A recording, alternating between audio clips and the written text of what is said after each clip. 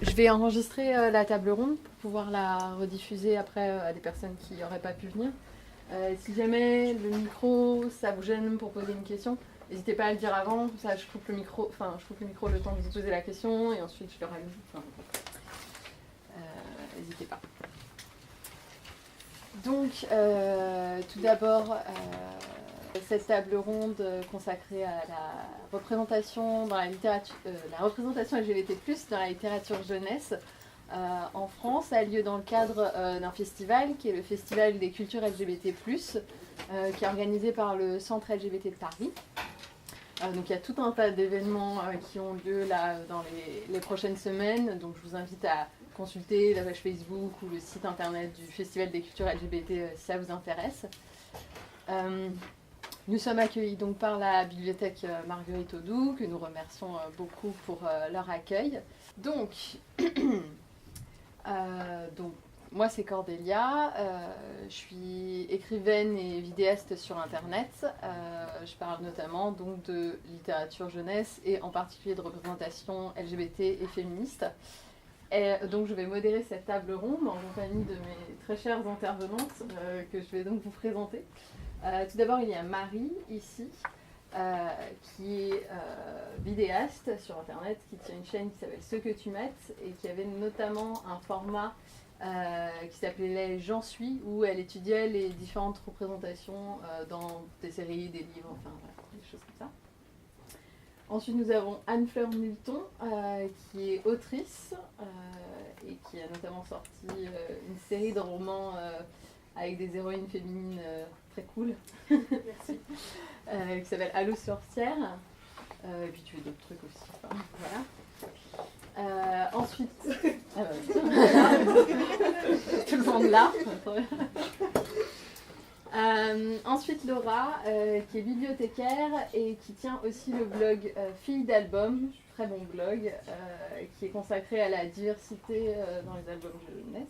Oui, surtout au départ à la représentation des filles et des garçons, et puis ensuite... Ça c'est un peu élargi. Et enfin, Hélène Breda, qui est maîtresse de conférences. Sciences de l'information et de la communication. Voilà. Et qui étudie notamment la représentation c'est dans les séries télé. Dans les séries télé, dans la fiction, les médias en général. Voilà, de diversifier aussi. Donc voilà, panel de qualité. Et donc tout d'abord, j'avais envie de vous poser une première question, qui est très large. Hein.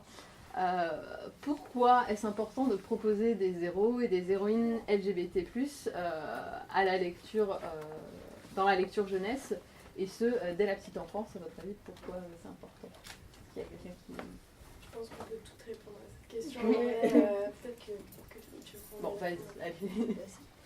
Ok, moi je pense que c'est important parce que d'une part on a besoin en tant que lectrice et lecteur d'être représenté, et même quand on est très très jeune, quand on nous informe d'une seule vision du monde, une seule vision du couple, une seule vision de l'identité, on n'a pas le choix, on pense que ça va être comme ça la vie, et arrive l'adolescence qui peut être un moment très difficile parce qu'on peut se sentir différent et rejeté parce qu'on n'est jamais représenté. Donc déjà d'une part c'est important en tant qu'écrivain, écrivaine de faire attention au monde qu'on construit pour les jeunes lecteurs et lectrices.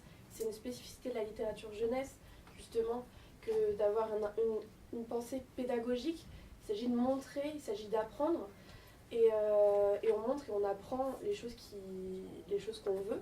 Donc vu qu'on est dans une société hétéropatriarcale et majoritairement homophobe, on est aussi en termes de représentation extrêmement limité. Donc en tant qu'écrivain et écrivaine, c'est important d'insérer la représentation aussi pour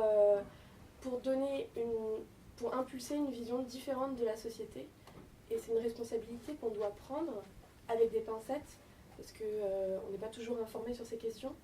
Donc la sensibilisation de l'auteur est aussi importante que la représentation qu'il va donner. Il ne s'agit pas d'être dans absolument vouloir avoir un personnage LGBT dans tous ses romans, parce qu'on peut le faire d'une façon très maladroite.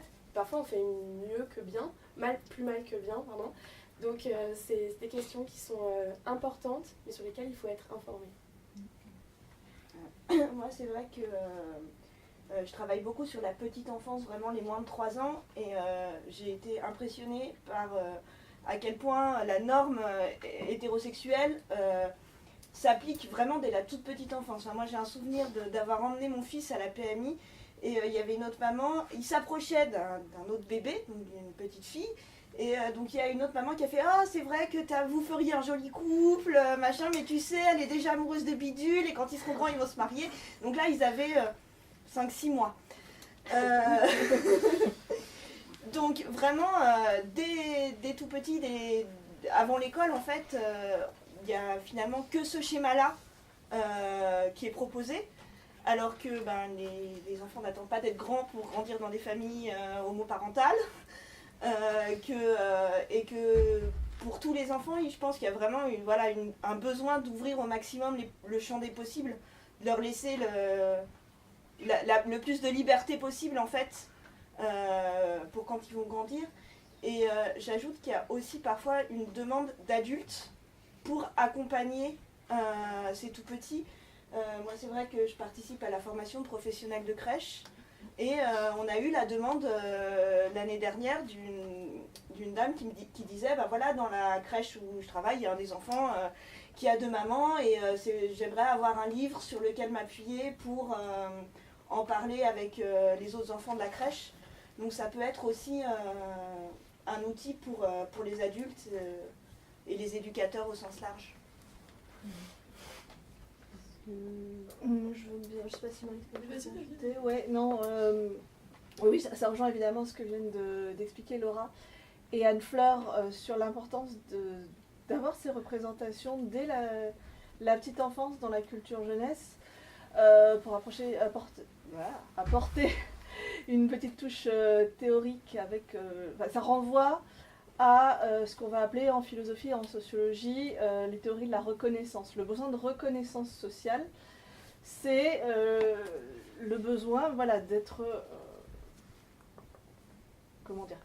considéré comme existant au sein d'une société. On vit dans une société qui est très diverse et cette diversité, elle n'est pas représentée de manière adéquate dans tout ce qui est fiction, médias, culture visuelle en général et ce dès les productions culturelles pour la petite enfance. On a, comme le disait Anne-Fleur, une surreprésentation des modèles hétérocentrés, hétérosexuels, le papa, la maman dans des albums jeunesse, etc. Et cette surreprésentation, en parallèle ou en creux, ça va montrer une sous-représentation, donc une invisibilisation de catégories de personnes qui pourtant existent. Et cette invisibilisation, c'est une forme d'oppression, c'est une forme de négation de leur existence. Donc les théories de la reconnaissance vont mettre le doigt sur ce besoin de représentation pour justement développer à la fois l'estime de soi et puis tout simplement le fait de reconnaître l'existence de ces personnes dans une société. Donc c'est important pour les enfants, alors à plein de niveaux, ça a été dit, les enfants issus de familles homoparentales, les enfants qui grandissent avec un modèle très hétérocentré et qui du coup ne vont pas se sentir légitimes, ça pose vraiment une question de légitimité sociale, ne vont pas se sentir légitimes en grandissant s'ils sont plutôt attirés par quelqu'un du même genre ou s'ils sont attirés par les deux, ou s'ils ont le sentiment que leur genre ne correspond pas au sexe qui leur est attribué à la naissance, etc. Donc il y a ces enjeux-là, et puis tout simplement les enjeux aussi pour tous les enfants en général d'accéder à des représentations de la société qui est diverse, qui est à l'image de cette société telle qu'elle est réellement, pour éviter dans leur futur, des comportements homophobes, soit d'incompréhension, de moquerie, voire au-delà, ce qui peuvent aller jusqu'à des violences. Donc c'est finalement un besoin de normalisation, pas au sens où être LGBT c'est être anormal, mais au sens où la société ne va pas considérer que c'est dans la norme, donc de normalisation, de légitimation au sein de la société. C'était à peu près la même idée de normalisation, d'effectivement avoir une responsabilité quant à l'héritage social qu'on va laisser par la suite et ce besoin effectivement de normaliser très vite pour la société de demain l'homoparentalité l'idée sociale qu'on a de la transidentité, ce genre de problématiques qu'il faut effectivement... ce sont les jeunes d'aujourd'hui qui forment la société de demain, c'est bateau à dire, mais c'est pas si faux. Du coup, là c'est une petite question un petit peu plus personnelle. Est-ce que vous vous souvenez avoir lu étant enfant, peut-être ado, un livre, un album, un roman où il y avait un garçon qui est amoureux d'un autre garçon, une fille qui est amoureuse d'une autre fille, ou un enfant trans. Personnellement, moi, je me rappelle avoir lu, alors je me rappelle maintenant avoir lu Oh Boy de Marie-Haute Muraille vers 12-13 ans, mais je crois que j'avais pas capté le sujet en fait. C'est quand je l'ai relu, je me suis fait ah donc c'est que c'était vraiment, enfin voilà, c'était pas ouf. Est-ce que Ah, moi, c'est exactement pareil. Et c'est mon seul souvenir, donc même pas d'enfance, hein, d'adolescence pour le coup. Dans mon enfance, j'ai aucun souvenir d'œuvre culturelle, et pourtant j'en lisais des bouquins, mais qui ait mis en scène ces représentations-là. Et mon seul souvenir d'adolescence, c'est Oh Boy de Marie-Haute Muraille et le personnage de Bart. Marie, est-ce que... Moi, je pense que c'est à peu près pareil et qu'il a fallu, pour le coup, attendre plus tard. Je pense que j'ai dû le lire à peu près vers 12-13 ans aussi. Et je pense que le premier exemple marquant que j'ai d'une fiction, et qui n'est pas du tout un livre, ça doit être Glee, quand je devais avoir 17 ans. Donc on est vraiment sur un autre schéma de pensée, pardon. Non, pas du tout. Mais moi, du coup, c'est pire que ça. Je crois que j'ai vraiment lu aucun livre. Par contre, j'ai découvert que c'était possible avec les fanfictions. J'appartiens à la génération des fanfictions et j'étais fan d'Harry Potter. Du coup, je passais ma vie sur des forums, évidemment. Et évidemment, tout le monde racontait des histoires entre Harry et Draco, etc. Du coup, moi, je m'étais investie dans les fanfictions et c'est là d'ailleurs que j'ai commencé ma carrière d'écrivaine, je pense. et du coup, moi, je racontais des histoires entre les garçons parce que j'avais même pas d'idée, je pense. J'ai découvert des romans qui parlaient de filles qui aiment les filles en tant qu'adultes, donc j'avais même pas idée que c'était possible. Là je parle de ma très jeune adolescence et même encore après, parce qu'après j'ai découvert du coup les yaoi, etc., qui étaient le plus culturellement LGBT que j'avais approché en tant que jeune lectrice, quoi. Et au boy j'ai lu adulte. Donc, moi c'est au boy aussi, mais j'étais un peu plus, j'avais plutôt 16 ans je crois quand je l'ai lu. Bon, qui est un très bon livre, hein, Oh Boy, mais ce serait bien d'en avoir un autre. Et qui est un peu daté en plus sur les Oui, questions. Mais en fonction des générations, c'est clair que alors peut-être quelques années de plus, mais pas pour ma génération, je suis pas vieille, hein, en 85, mais du coup, j'ai pas l'impression qu'il y ait eu.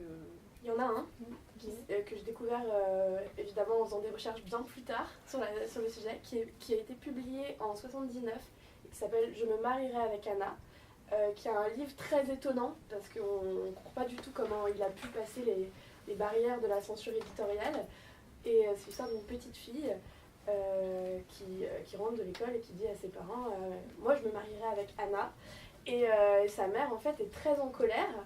Elle se fâche très fort et donc elle dit très bien, puisque c'est comme ça, je reste dans ma chambre, elle s'enferme dans sa chambre et sa maman derrière elle lui dit tu ne vas pas avoir de gâteau au chocolat et elle dit je m'en fiche, je me marierai avec Anna parce que ses parents veulent, sa maman veut qu'elle soit amoureuse du petit voisin de palier et il me semble que c'est le seul, en tout cas mais même pas il me semble, c'est le seul que j'ai trouvé qui soit en album jeunesse, tu peux me détromper hein, mais qui parle ouvertement d'une petite fille, pas de parents, d'une petite fille, amoureuse d'une petite fille, et on les voit s'embrasser dans les illustrations qui sont complètement sous acide. On a l'impression que l'illustrateur était défoncé quand il a fait ce texte, parce qu'il y a plein de couleurs et tout. C'est un texte très étonnant, mais en tout cas, et très actuel d'ailleurs, il est super encore aujourd'hui. Ouais, il y a quelques exemples avant les années 2000. Enfin, moi, je pense aussi à l'album Julie qui avait Une ombre de garçon, Oui, qui est donc, alors, on peut l'interpréter comme étant sur la transidentité, c'est un peu flou la fin, enfin, on sait pas trop, mais en tout cas, c'est une porte d'entrée, voilà, sur le questionnement identitaire. Et lui c'est la fin des années 70 je crois, donc on est sur... 76. Voilà. Donc juste post-libération sexuelle, enfin cette partie-là. C'est français ou c'est américain les deux bouquins dont vous parlez? Alors, c'est deux auteurs français, c'est Ouais, Thierry Lenain, c'est Thierry Lenain. qui a fait beaucoup de livres engagés sur la question d'ailleurs. Et l'histoire du lit qui avait une ombre de garçon, c'est Christian Bruel, qui a créé une maison d'édition qui est absolument géniale, qui s'appelle les éditions du sourire qui mord. Mais qui s'appelait. Ouais. Et qui a fait beaucoup de bouquins très engagés. Il a fait un autre album d'ailleurs qui s'appelle L'heure des parents, donc sur la diversité des familles, où on trouve entre autres des familles homoparentales, mais bon, celui-là est beaucoup plus récent. Oui, parce qu'il fait encore des trucs là, j'en ai vu. Oui. Maintenant ils sont édités par Thierry Magnier. Ouais, chez Thierry Magnier. Ouais. Et d'ailleurs, c'est quelque chose qu'on voit en ce moment. Alors, on arrive à la question sur est-ce que vous avez aussi cette impression qu'on trouve de plus en plus de héros LGBT quand même dans les rayons? C'est quand même plus ou moins fait. Enfin, je veux dire, quand on va à la FNAC, on en trouve. Enfin, je veux dire, ils sont plus aussi cachés qu'avant. Mais personnellement, moi, je me suis rendu compte un peu qu'il y a en fait beaucoup de rééditions. Il y a plusieurs maisons d'édition là, qui en fait sortent des livres qui sont des rééditions. Enfin, par exemple, il y a le 7 filles, c'était mon frère qui est sorti là, récemment. Et ben, en fait, c'est une réédition de La face cachée de Luna, qui est sur une jeune fille trans. Il y a Le secret de Grayson aussi, qui est chez Albin Michel Jeunesse, je crois, qui est aussi sur une jeune fille trans, qui est dans le placard, etc. Et ben, c'est aussi une réédition d'un livre des années 2000, 2005. Et en fait, qui avait jamais, en fait, il y avait dû avoir, ils n'avaient pas été réédités en fait, ils avaient été écoulés, etc. Et puis maintenant que ça revient un peu sur le devant de la scène, ils ressortent tout ça. Du coup, est-ce que, à quand vous datez, vous avez l'impression qu'il y a une... Alors, pour les albums, moi ce que j'ai regardé, en gros, pour les romans, ça commence à la fin des années 80, début des années 90. Souvent des traductions d'ailleurs de romans américains. Et ça se développe vraiment à partir des années 2000. Sur l'homosexualité, sur la transidentité, c'est plutôt ces 3-4 dernières années où on a eu toute une série de romans qui ont été publiés sur le sujet. Pour les albums, en gros, il y a 10 ans d'écart. Ça commence, à part le Thierry Lenain qui est antérieur, sinon ça commence au tournant des années 2000. Le premier album que j'ai trouvé, alors j'ai peut-être pas tout, peut-être que j'en ai raté, mais qui utilise le mot homosexuel, c'est celui-ci, Marius, à l'atelier du poisson soluble, qui date de 2001. Mais il n'y en a que quelques-uns dans les années 2000 et ça s'accélère depuis 2010 à peu près.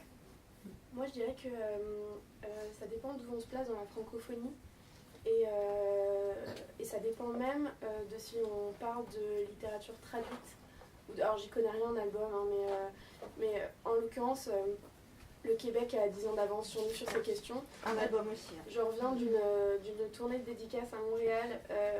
Dans toutes les classes, ils ont une espèce de petite bibliothèque, y compris les classes du collège, quoi. Et dans vraiment toutes les bibliothèques, il y avait des albums, des livres illustrés et des romans, vraiment, pour les jeunes ados, quoi, parce que moi, c'est ma tranche d'âge, qui parlaient de questions de transidentité, mais avec le mot transgenre, quoi, pour des albums, quoi, qui parlaient de questions d'homosexualité. J'ai regardé un petit peu les dates de parution. Je connaissais pas du tout les auteurs et les autrices parce qu'évidemment ils sont très mal diffusés en France, voire pas du tout. Mais oui, c'était des choses qui dataient d'aujourd'hui à il y a une vingtaine d'années, quoi. En termes de publication, j'étais très étonnée parce que pour le coup, j'ai l'impression que autant les éditeurs en France sont moins frileux pour traduire des gros succès qui portent sur des questions de personnages homo, etc., qui ont très bien marché aux États-Unis, tant quand on est soit en tant qu'auteur confronté à un éditeur ou une éditrice et qu'on veut parler de ces questions dans ses romans, en particulier sur la tranche d'âge 7-10, on est face à une levée de bouclier immédiate. Ah non, ça va pas marcher, ça c'est trop touchy. Elles peuvent être amoureuses, mais dans ce cas-là, faut pas qu'elles s'embrassent. Moi, c'est des choses que j'ai entendues, qu'on m'a dites. Donc, il y a encore du chemin à faire en France. À mon avis, c'est important de souligner que la francophonie n'est pas unie sur ces sujets. Du coup, alors, là c'est plus une question pour Laura. Donc sur ton blog Filles d'albums, tu présentes notamment des albums jeunesse antisexistes, etc. Donc tu travailles en bibliothèque et tu vois passer beaucoup de livres, genre t'en as amené un certain nombre. Du coup, aujourd'hui, c'est quoi le constat en fait que tu peux faire sur ces albums-là? Qu'est-ce qui est représenté en fait dans ces livres? Qu'est-ce qui est représenté? Déjà, pour rebondir un peu sur l'édition, c'est essentiellement des petits éditeurs qui portent ces sujets-là. Souvent, parfois même des éditeurs militants, surtout au début. Là, ça arrive vers des éditeurs plus généralistes, mais qui n'ont pas forcément une grosse diffusion. Donc ça joue aussi. Pour ce qui est du contenu, en gros, il y a 3 catégories de livres. Il y a les livres sur l'homoparentalité et que j'appelle les catalogues de famille. Il y a un enfant qui va aller voir les familles de tout son entourage et il va rencontrer une famille homoparentale, une famille monoparentale, une famille adoptive, etc. Donc voilà, donc ça c'est souvent des albums qui sont très éducatifs, des fois d'ailleurs un petit peu avec des gros sabots. Voilà, même chose pour les albums sur l'homoparentalité, on va expliquer que ce sont des familles comme les autres, ou comme dans toutes les familles, on joue avec les enfants, on prend soin des enfants, on console les enfants quand ils ont des bobos, etc. Donc c'est des albums qui sont nécessaires, mais qui sont, voilà, des fois un peu au texte un peu appuyé. Et puis, comme on disait tout à l'heure, qui n'évitent pas toujours les stéréotypes, en fait. Par exemple, Jean a deux mamans, il a fait beaucoup parler de lui quand il est sorti en 2004. Il y a eu une levée de bouclier monstrueuse contre ce livre, mais quand on l'ouvre, donc il a deux mamans, et il y en a une qui a un tablier rose, qui est enceinte, qui fait la cuisine et qui lui fait des câlins. Et l'autre qui bricole, qui pêche et qui joue aux cow-boys et aux indiens. On est sauvés. Voilà, donc il y a cette difficulté-là en plus. Donc mon chouchou dans cette série de thèmes de livres sur les familles, c'est celui-là, L'heure des parents de Christian Bruel, dont je parlais tout à l'heure. Après, il y a aussi un jeu sur les contes de fées. Je pense que tous les enfants intègrent très tôt l'idée du prince charmant et voilà, ils se marièrent et ils eurent beaucoup d'enfants. Et donc il y a pas mal d'auteurs qui ont utilisé ce schéma-là en le renversant en fait. Donc par exemple, Heureux de Christian Woltz. Donc c'est le roi fait défiler toutes les femelles de la ferme pour marier son fils parce qu'il a décidé que son fils serait heureux et qu'il fallait qu'il se marie. Et donc en fait il finit par penser que son fils est amoureux de la poule. Donc il dit bon écoute, si vraiment t'y tiens, d'accord, marie-toi avec la poule. Et en fait il est amoureux du bélier qui était de l'autre côté. Donc, non, il lui dit c'est très bien, marie-toi avec qui tu veux. Et le fils répond ah c'est vrai papa, et voilà ça tombe bien, je suis amoureux du bélier. Et donc voilà, il y a beaucoup, il y a la princesse qui n'aimait pas les princes aussi qui est sur ce schéma-là. Oui, c'est exactement le même type d'histoire. Et la dernière catégorie, alors j'ai pas trouvé le Thierry Le Nymphe qui est épuisé malheureusement, je l'ai cherché. Mais je l'ai, mais voilà, d'histoires d'amour entre enfants, de même genre, mais ça il y en a vraiment pas beaucoup. Donc, je vous montre mes deux chouchous. C'est Jérôme Parker, avec les illustrations d'Olivier Talek qui sont très jolies, souvent avec Olivier Talek. Et Deux garçons et un secret, qui est d'ailleurs une maison d'édition québécoise, les éditions de La Bagnole. Donc dans ces cas-là, deux garçons qui sont amoureux, et les réactions de leur entourage, des adultes en particulier. Il y a souvent le côté « non mais de toute façon c'est pas possible ». Voilà, donc ça pour l'homosexualité, c'est les 3 grandes catégories d'albums. La bisexualité, à ma connaissance, n'existe pas dans les albums jeunesse, je n'ai rien trouvé. La transidentité, à ma connaissance, n'est jamais nommée en tant que telle. Pas en France en tout cas. Pas en France, ouais. Celui d'Olivier Douzou, il Buffalo Bell. Ouais, Buffalo Bell. C'est pas nommé. C'est pas, Il le dit voilà. ouais. Donc c'est celui qui va le plus loin dans les questions d'interrogation sur son genre, mais il n'y a pas le mot qui est prononcé. En fait, c'est souvent des albums qu'on peut lire à la fois comme une remise en cause des stéréotypes sexistes ou comme une remise en cause, un questionnement d'identité de genre. Donc il y a l'histoire de Julie qui avait une ombre de garçon. Et alors il y a celui-là, Je suis une fille, alors moi j'avais lu, donc c'est une petite fille qu'on prend pour un garçon. Alors moi je l'avais lu comme, parce que comme c'est une petite fille cis qui est prise pour un garçon parce que elle a des activités de garçon.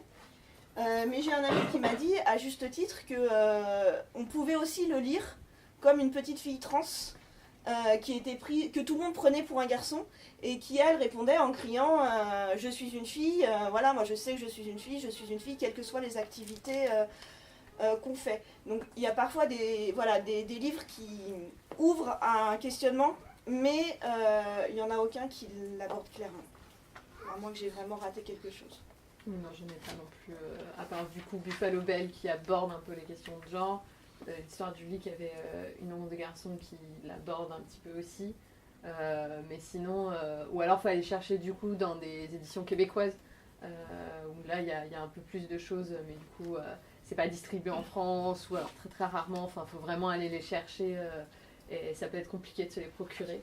Là, il y a le livre de Sophie Labelle qui est sorti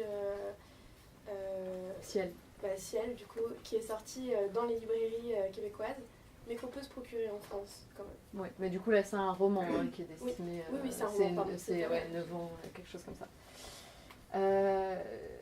Du coup Marie, sur YouTube, tu as réalisé une série de vidéos qui s'intitulait J'en suis, où tu présentais des œuvres avec une bonne représentation. Du coup, je voulais te demander, qu'est-ce qui, selon toi, fait qu'un livre propose justement une bonne représentation, en particulier une représentation LGBT?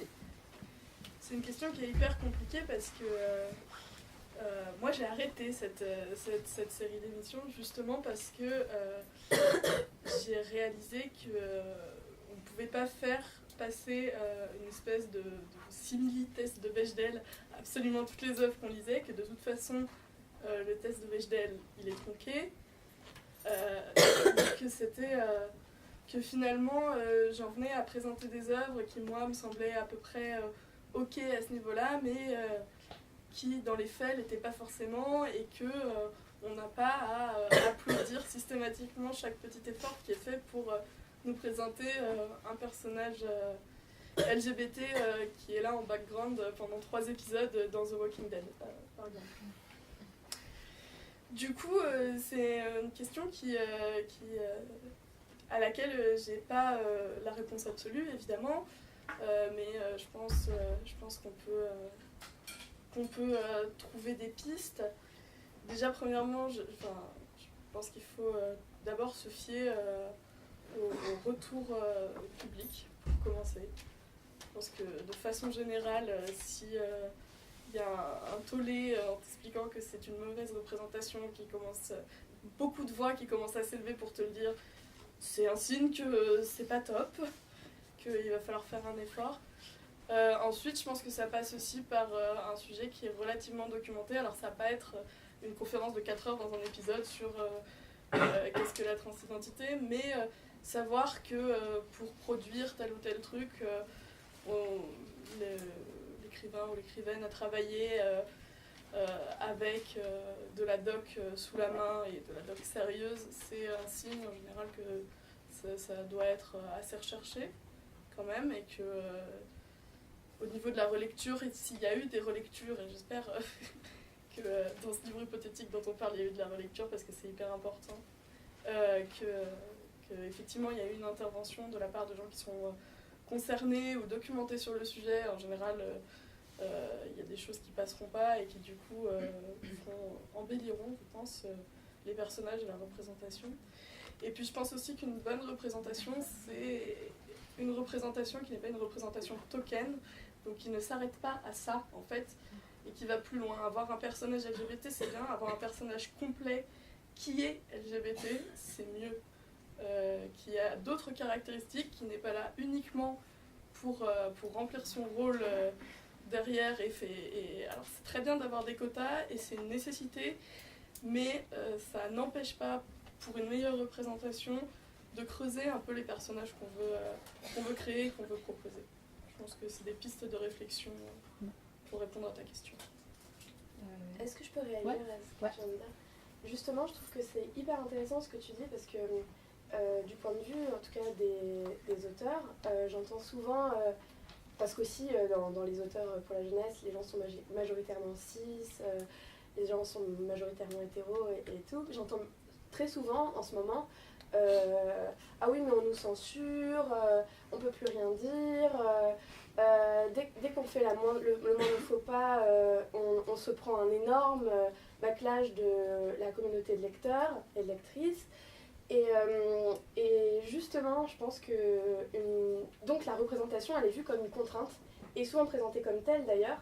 C'est un dérivé de communication de tout ce qui est quota en réalité, où on se sent obligé, alors qu'en réalité, il me semble que la représentation, elle a ceci d'intéressant, qu'elle enrichit l'histoire, et en tant qu'écrivain ou écrivaine, c'est à nous de faire l'effort de voir ça, non pas comme quelque chose de contraignant et qui nous empêche en fait d'écrire les histoires, parce qu'on me répond souvent ça quand j'en discute, en tout cas autour de moi. Oui, mais l'histoire, elle me vient telle qu'elle, et tu comprends, je veux pas en France de comité de censure comme il existe aux États-Unis, parce qu'aux États-Unis, en fait, il y a des comités de lecture, qu'en France on appelle des comités de censure, entre écrivains et écrivaines, qui sont des comités qui informent justement sur, là, ton texte, écoute, c'est pas possible, enfin, on peut pas aujourd'hui présenter une personne, une lesbienne comme ça, on peut pas ne pas présenter dans toute la série de personnages racisés, etc.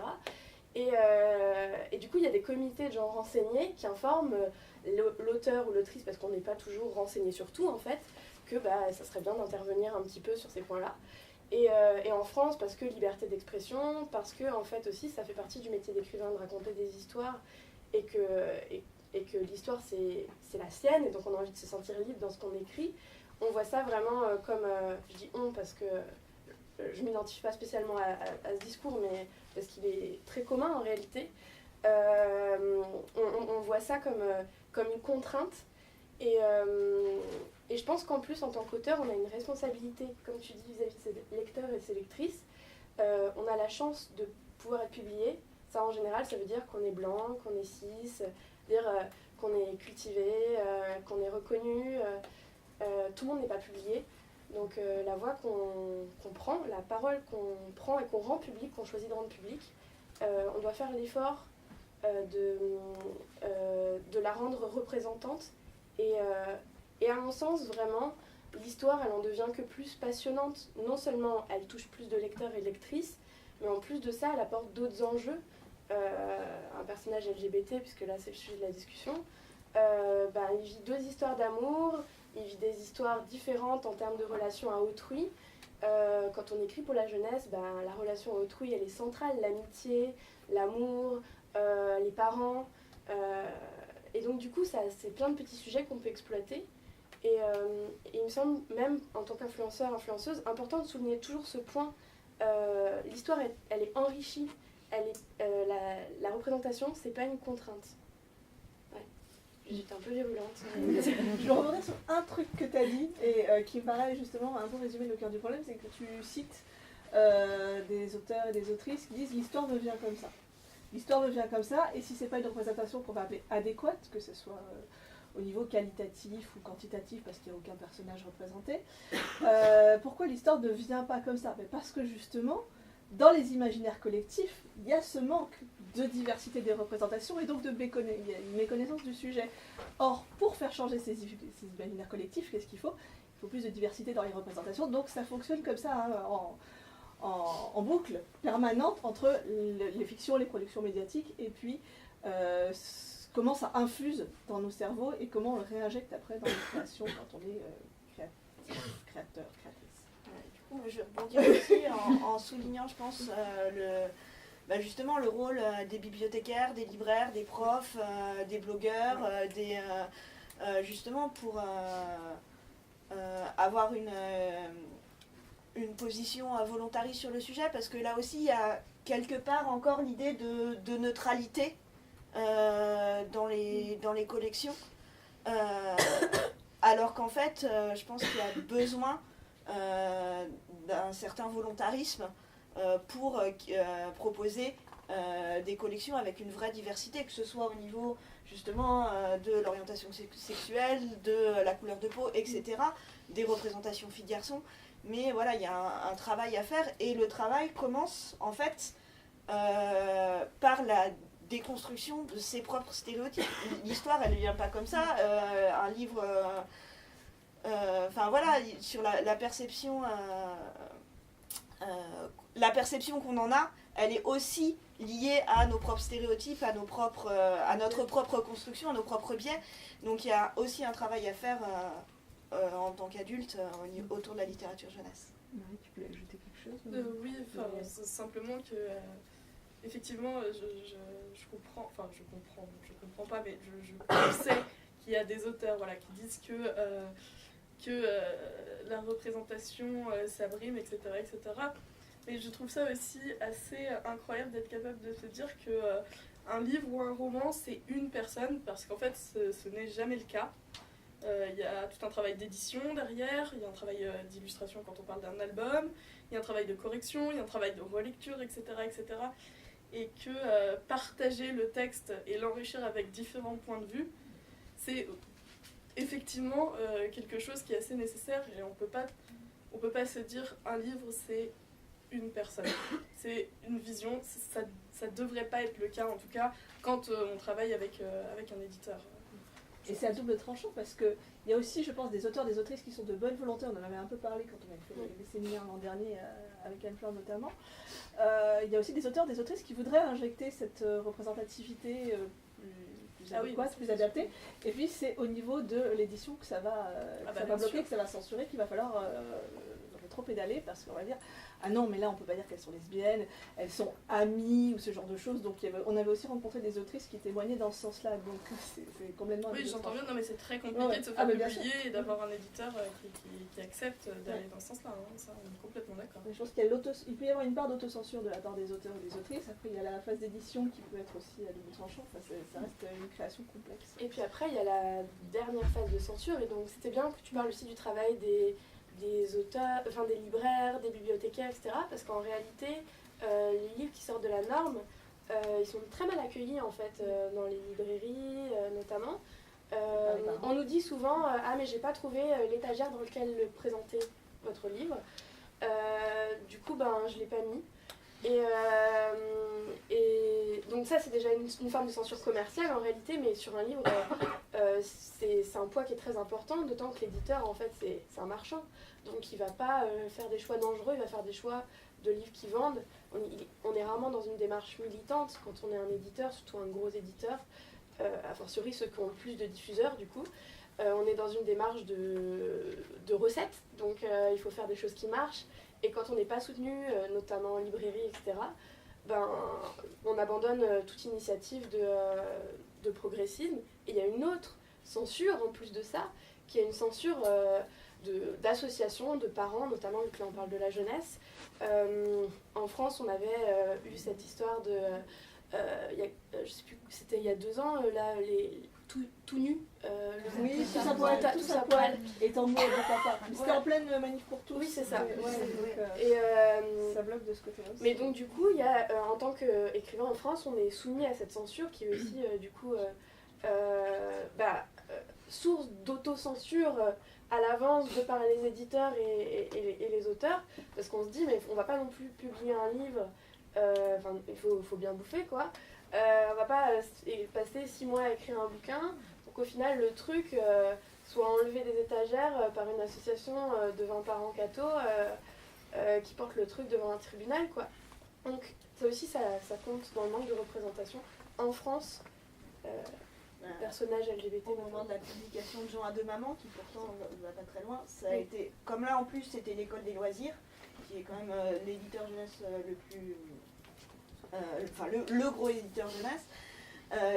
Et puis en plus c'était pour les tout petits et présenté de manière très frontale.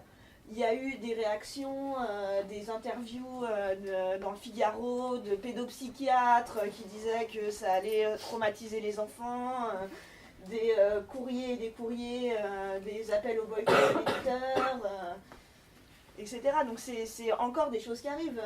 Au moment de Tous à poil, il y a des maires qui ont fait retirer les livres des bibliothèques municipales. Il y a une bibliothécaire là qui a heureusement gagné au Prud'homme récemment, qui a été sanctionnée parce qu'elle avait mis Tango à deux papas dans le présentoir des nouveautés.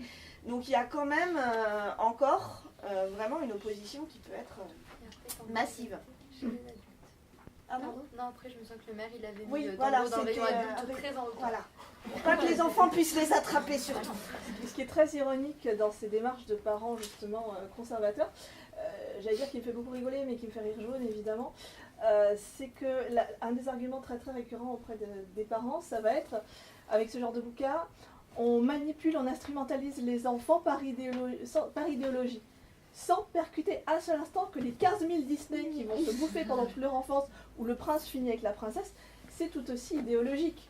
Simplement c'est une idéologie dominante, donc on ne la questionne pas, mais c'est tout aussi idéologique de ne montrer que des modèles hétéros.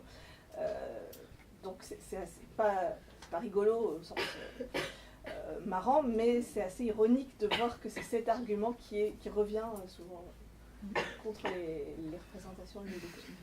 Et en plus, donc là on s'attachait plutôt à la sous-représentation et à la censure, etc.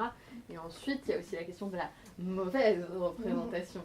Parce que c'est pas le tout d'avoir des livres qui parlent de personnages LGBT, avec des personnages LGBT, etc. Encore faut-il qu'ils en parlent bien. Et c'est vrai que moi, parfois, j'ai l'impression que certains auteurs, je développe après, mais que certains auteurs respectent plus les lieux dans lesquels se passent leurs histoires que les personnages sur lesquels ils écrivent. Mon livre se passe dans tel lycée, donc je vais aller dans tel lycée pour voir comment il est fait. Mais mon héroïne est bisexuelle et à aucun moment je vais parler à quelqu'un de bisexuel. Donc il y a ce problème-là, et en plus c'est aussi ce qui fait qu'il y a des livres qui se retrouvent sur le marché du livre qui sont complètement à côté de la plaque, soyons honnêtes. Et en plus c'est aussi hyper significatif du coup de comment est l'édition, c'est-à-dire qu'à aucun moment dans le processus éditorial, il y a eu un correcteur, il y a eu un lecteur, il y a eu un éditeur qui s'est posé la question en fait de est-ce que en fait c'est si bien que ça en a l'air ? Est-ce que en fait on n'est pas en train de faire une connerie ? Est-ce qu'il n'y aurait pas des petites choses à modifier ? Et du coup, j'avais une question.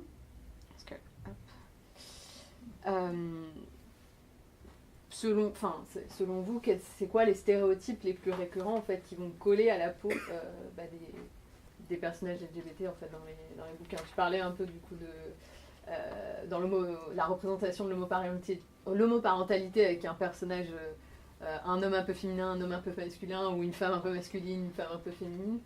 Mais du coup, ce serait quoi les autres selon vous ? Alors, moi, je me souviens d'avoir regardé ce qu'on avait au rayon documentaire pour ados dans la bibliothèque où je bossais, et c'est avéré qu'on en avait beaucoup qui dataient du début des années 2000. Et en gros, le discours, c'était sur 3 pages oui, ça arrive, mais c'est probablement parce que tu es adolescent et que tu t'interroges sur toi-même, mais en fait c'est une passade, ça ne va pas durer. Et ça finissait sur un paragraphe de mais bon, si jamais ça dure, c'est pas grave, c'est pas une maladie. Et c'est mieux que Voilà, le médico-défi voilà. qui n'a pas cette conclusion. Quoi. Mais il y a encore ce côté-là, je pense plus dans le documentaire que dans la fiction. Moi, je pense à un truc que j'ai lu récemment. Je ne sais pas si vous avez suivi la sortie de La Fourmi Rouge. J'étais très contente parce que d'être un livre très très drôle. Donc c'est pour les ados d'une quinzaine d'années. Le bouquin présente une maman bisexuelle. J'avais jamais vu ça, donc j'ai dévoré le truc, quoi. Et en fait, c'était vraiment terrible. La maman, c'est le seul personnage méchant. Et je pense que ça, c'est un stéréotype qui est attaché aux personnages LGBT, que ce soit, et tu pourrais le dire, Hélène, dans les séries spécifiquement, ou dans la fiction de manière générale, les personnages méchants, c'est toujours les personnages LGBT, quoi. Donc là, ça se vérifie, elle est horrible. C'est-à-dire qu'elle fait son coming out à C'est pas mon choix, avant de l'avoir dit à sa famille. Puis après, elle se tire avec la vendeuse de Pimki. Et elle revient plus, elle abandonne sa fille et son mari. Du coup, son papa, c'est un monsieur extraordinaire en plus de ça. Et donc, il fait une dépression. Il fait pas une dépression parce que sa femme l'a quitté de façon horrible. Il fait une dépression parce que sa femme l'a quitté pour une femme. Et il s'en remet parce qu'il fait un groupe de paroles de papas qui boivent des bières et qui discutent tous ensemble de ce que ça fait d'être quitté quand on est un homme. D'être quitté par une femme pour une femme. Et il me semble que tout ça contenait, parce que l'autrice, je le sais, était pleine de bons sentiments. Elle a écrit plusieurs bouquins, avec notamment un album, c'est Émilie Chazran, un album sur un petit garçon qui a 2 papas et tout. Donc je l'ai lu, ce truc est bien, voilà. Mais on sent qu'elle a voulu mettre un personnage bisexuel en n'ayant aucune idée de ce que c'est que la bisexualité. Et que, en l'occurrence, sans même se dire, c'est pas possible en France, avec un personnage aussi peu représenté dans la littérature, que ça soit le méchant. J'ai pas le droit de faire ça dans mon histoire. Et il me semble que, là encore, on revient sur ce qu'on disait, c'est-à-dire, en plus d'avoir des stéréotypes qui ont la peau dure accrochés aux personnages LGBT, on a une méconnaissance des auteurs et autrices, parfois, des enjeux qu'ont leurs romans sur la représentation des lecteurs et des lectrices. On ne peut pas, avec un seul personnage bisexuel de maman en France dans un roman pour la jeunesse, en faire le diable, quoi. Peut-être dans un temps, j'espère, quoi, mais pas maintenant. Ouais. Bah, les premières... Alors, je ne parle pas de littérature jeunesse, mais les premières représentations, moi je pense au cinéma en l'occurrence, parce que je viens plutôt de l'audiovisuel, mais il y a une continuité complètement. Donc déjà dans des films des années 40-50 hollywoodiens, alors c'est complètement crypto. Oui, crypto, voilà, c'est complètement implicite, parce qu'on ne pouvait pas avoir des figures explicitement homosexuelles, je ne parle même pas de la transidentité dans ces films-là, mais c'était le gay prédateur, alors efféminé, mais en même temps avec à côté, voilà, je sais pas, je pense, oui, oui. Je pense à un personnage du Faucon Maltais, des choses comme ça qui ont un côté, voilà, trouble, mais trouble au sens sournois et négatif. Donc même effectivement, dans les Disney, on peut penser à Scar et aux méchants dans Pocahontas, là, ils sont aussi vachement crypto-gays. Ouais. Et Ursula dans La Petite Sirène en version... Le méchant dans Aladdin. Jafar, ouais, complètement. Jafar, c'est vrai qu'il y a beaucoup de méchants Disney, alors pour revenir à la culture jeunesse, il y a beaucoup de méchants Disney qui sont... Ça marche bien, je l'ai vu il y a 2 jours. Ouais. C'est totalement ça. Absolument. Même dans La Princesse et la Grenouille, je suis en train de penser l'enchanteur de sorts. Oui, ils sont tous codés. Alors, évidemment, Connais drag queen, voilà, gay, codés gays avec un certain stéréotype d'homosexuels et voilà, négatif, on est complètement dans cet héritage-là. Et puis, côté féminin, moi je pense à Ursula dans La Petite Sirène qui a été inspirée de la drag queen Divine et qui est la féminité. Alors, c'est un personnage de femme féminin, mais qui est inspiré d'une personne Voilà. Alors, je sais pas si c'est Divine, je sais pas si elle était trans ou juste drag queen, je ne sais pas. Quelqu'un de queer. Voilà, queer. Qui était queer. Donc c'est la féminité exacerbée, performée et prédatrice par rapport à la petite sirène qui est innocente, qui est pure et qui performe beaucoup moins sa féminité. Donc il y a ça, et pour revenir après, pareil, toujours de manière assez large, finalement je connais assez mal les romans pour ados, jeunes adultes, mais de manière assez large dans la fiction.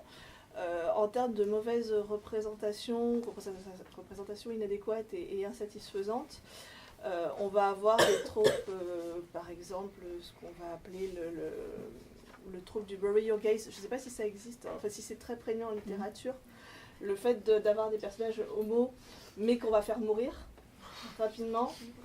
Dans les séries télé, il y a des décomptes, la très grande majorité des personnages homosexuels, notamment de lesbiennes, voilà, vont finir par être passés à la trappe au service de la narration et ne pas avoir leur happy ending pendant que le couple hétéro a son happy ending. Et puis ça participe d'un phénomène beaucoup plus large, qui est ce qu'on appelle le queerbaiting, où là l'auteur ou l'autrice ou les auteurs et les autrices vont faire miroiter au public concerné qui a besoin de représentation et d'identification le fait qu'il y ait des personnages gays dans leur fiction. Et puis quand on regarde la fiction en question, soit on a une petite scène vite fait et puis le trope du bury your gaze qui arrive, soit on fait du J.K. Rowling et là à l'écouter la moitié des personnages sont queer, alors en fait rien du tout dans les bouquins. Marie, tu voulais... Non, je pense qu'effectivement tu touches le bon point, c'est-à-dire que de toute façon, à partir du moment où on se contente d'assigner une identité LGBT à un personnage comme si c'était sa seule et principale et unique caractéristique, on va forcément tomber dans un stéréotype qui est dérangeant. C'est-à-dire que si on pense à un personnage qui, en plus, ou au-delà surtout, du fait d'être homo ou lesbien ou trans ou queer de façon générale, qui a d'autres caractéristiques, qui a une vraie personnalité, et ben le stéréotype devient moins gênant, même s'il peut y en avoir. La représentation devient moins mauvaise parce que il n'est pas que ça, et que c'est à partir d'un moment où on n'est que ça, où le personnage c'est uniquement ça, que on tombe forcément dans un écueil. On peut pas faire quelque chose de bien, je pense, à partir de ça. Moi, je pourrais parler un peu du coup de la représentation un peu trans dans la fiction jeunesse. Alors, il y en a très très peu, mais il y en a quelques-uns quand même. En France. Ouais. En fait, déjà, donc ça va être quasiment uniquement des meufs trans qu'on va avoir dans la littérature. Enfin, et là, ça va au-delà de la littérature jeunesse. C'est dans la littérature jeunesse et adulte en général, ça va être quasiment exclusivement des femmes trans. Ces dernières années, dans la fiction jeunesse, il y a quelques mecs trans qu'on trouve, et pour le coup qui sont en général plutôt bien faits, parce que quand l'auteur s'est dit « Ah, mais en fait, je pourrais faire un mec », c'est que déjà, en général, il s'est un peu renseigné, il sait que déjà que les mecs trans existent, ce qui est rare. Donc voilà, et en fait, il y a une surreprésentation, en fait, c'est l'unique représentation en fait, de la femme trans qui sait qu'elle est trans, soit depuis toute petite. Donc là, dans la fiction jeunesse, ça va être quelqu'un, un enfant au collège qui du coup sait depuis elle a 6 ans, qu'elle est une fille et que tout le monde se trompe, etc. Donc il y a toujours cette idée que, en gros, on sait dès l'enfance, dès l'adolescence, etc. Quelqu'un qui va être très mal dans sa peau, beaucoup de dysphorie, une gêne énorme au niveau du corps, toujours une volonté de faire des opérations, de prendre des hormones, de faire des opérations, enfin bon voilà, cette espèce de schéma complet comme l'image qu'on peut en avoir, qui va être très féminine, qui va être hétérosexuelle. Et d'ailleurs, même moi, quand j'ai écrit mon livre, c'est le personnage que j'ai écrit, hein, voilà. Mais du coup, j'ai jamais... S'il y a une... j'ai quasiment jamais vu, par exemple, de femmes trans lesbiennes dans la littérature, alors que on sait que c'est commun. Voilà. Bon, il y a juste Lizzie Krodalger, qui a écrit Autobiographie transsexuelle avec des vampires, mais qui est une femme trans, et du coup qui a écrit sur des femmes trans lesbiennes, enfin voilà. Du coup, bon là, c'est une personne concernée, donc on comprend un peu pourquoi c'est un peu mieux que le reste. Et puis Sophie Labelle, du coup, forcément, voilà, parce que c'est Sophie Labelle. Mais sinon, voilà, il y a très très peu de représentation et les histoires vont toujours tourner autour de harcèlement scolaire. Enfin, globalement, ça va être l'unique histoire que peut avoir une femme trans, ça va être de se faire harceler au lycée ou au collège. Elle a en général pas d'autres intrigues. Mais d'ailleurs, ça me fait, enfin, ce que tu dis sur le harcèlement scolaire peut-être élargible à tous les personnages LGBTQ+. Donc leur vie est un drame en littérature, spécialement en littérature jeunesse. Prenez une histoire avec une lesbienne, à tous les coups son coming out est catastrophique. Ses parents la rejettent. C'est un amour qui est voué à l'échec. Elle est probablement amoureuse de sa meilleure amie. Hétéro. Et hétéro, évidemment. Attends, tu vas pas avoir deux lesbiennes dans le même collège. Depuis toute petite, elle ressemble un peu à un petit garçon. Elle est seule et souvent sur son ordinateur toute la soirée à regarder des séries tristes. Et de toute façon, cette histoire qui commence mal va se terminer mal, car c'est un personnage LGBT. Donc il ne faut pas s'attendre à de la joie. Et ça, en fait, je pense que c'est... Et alors, sans compter le fait que toute l'histoire, c'est-à-dire le plot, tourne autour du fait qu'elle est lesbienne, ou qu'il est gay d'ailleurs, parce que là je dis lesbienne, mais en réalité, cette histoire est la même pour un garçon gay. Donc vous changez juste les noms, et hop, une nouvelle histoire. Donc non, en fait, je pense qu'on a cruellement besoin, en France, d'histoires joyeuses autour de personnages LGBT, parce que nos vies ne sont pas des drames.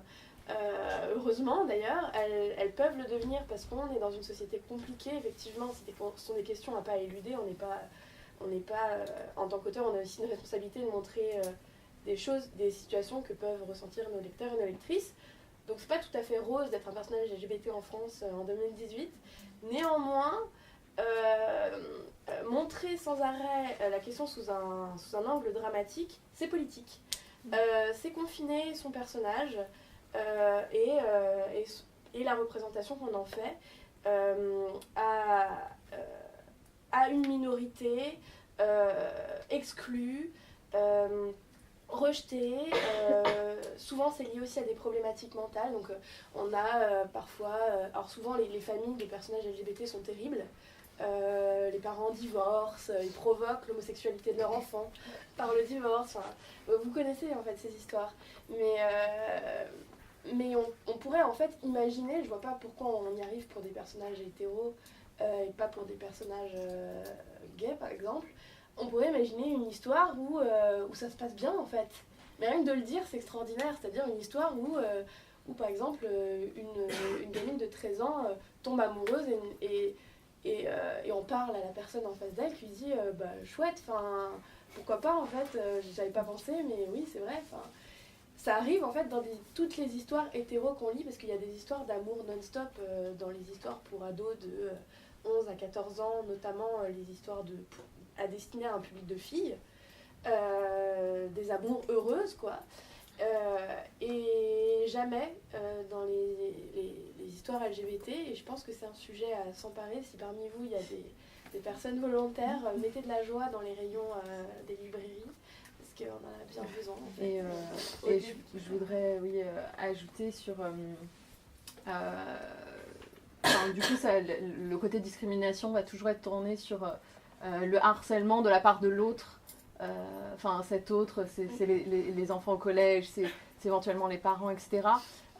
Mais en fait, c'est résumer l'homophobie et la transphobie à quelque chose qui certes est important, mais en fait, on voit jamais une femme trans se confronter à des problèmes administratifs.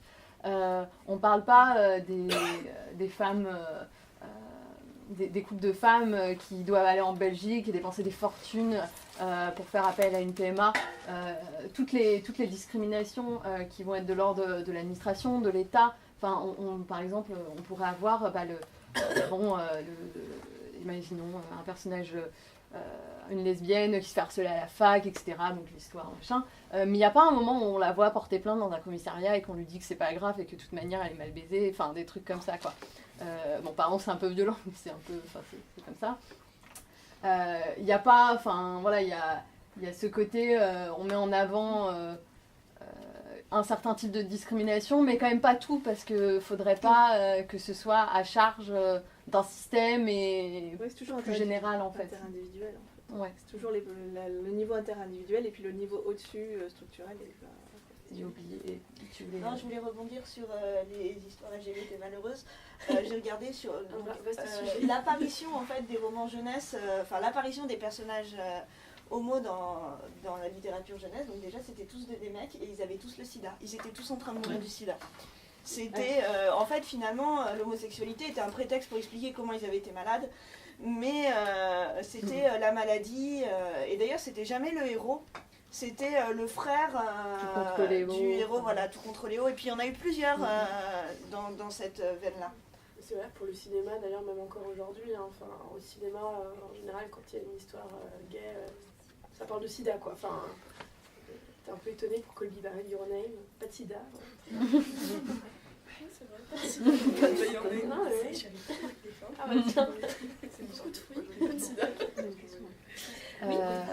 Il y avait une question.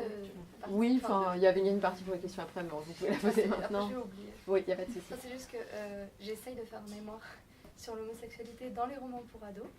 Et c'est vaste, et du coup, je suis tout à fait d'accord sur le fait que ça se passe mal, qu'il se fait tabasser, qu'il n'y a que des mecs, et etc., etc.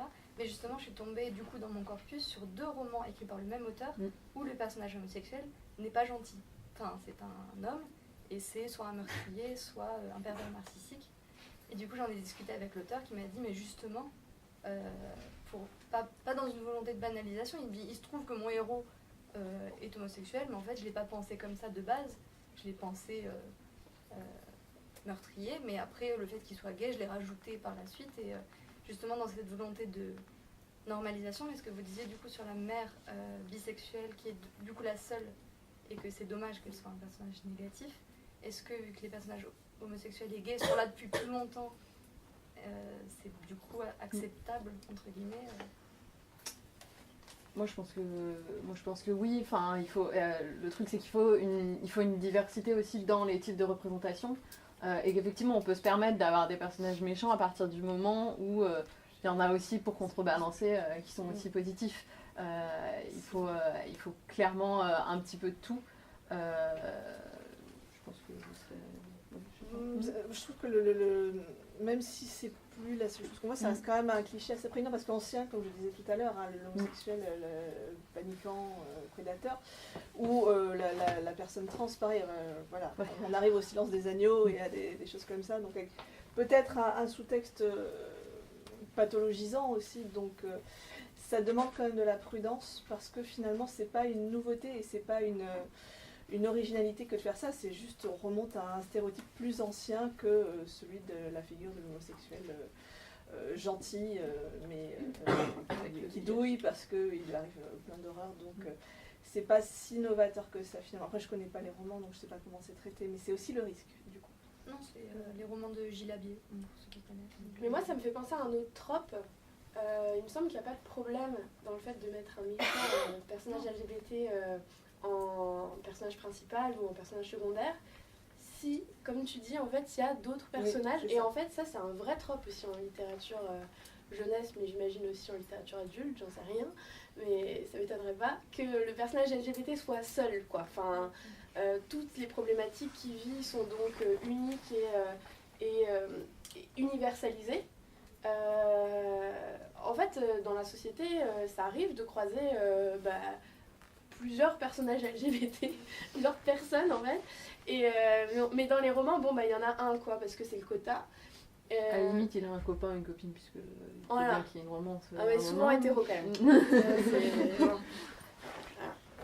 Et ouais, donc donc du coup, je pense que voilà, ça aussi, c'est un sujet sur lequel on peut travailler, essayer de faire en sorte que ça soit pas genre trop bizarre. Moi, on m'a dit, alors sur un autre sujet, mais pour viser la lune, ok, mon ce roman-là, on m'a dit, au début, quand j'ai voulu le sortir, on m'a dit, mais c'est pas possible, en fait, il y a 3 personnages racisés en couverture.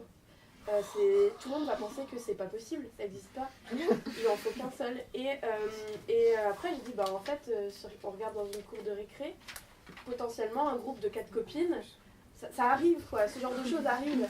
Et tout de suite, mon éditrice m'a dit, mais oui, t'as raison, mais en première, elle m'a dit, mais ça fait pas un peu beaucoup. Et effectivement, en fait, ça arrive tellement peu d'avoir, même dans une histoire, on aurait tout d'un coup, je sais pas, 3 personnages LGBT et que derrière il y en aurait seulement 3 autres importants ou 2 autres importants qui seraient pas LGBT. On dirait oui, non mais là c'est vouloir forcer le trait.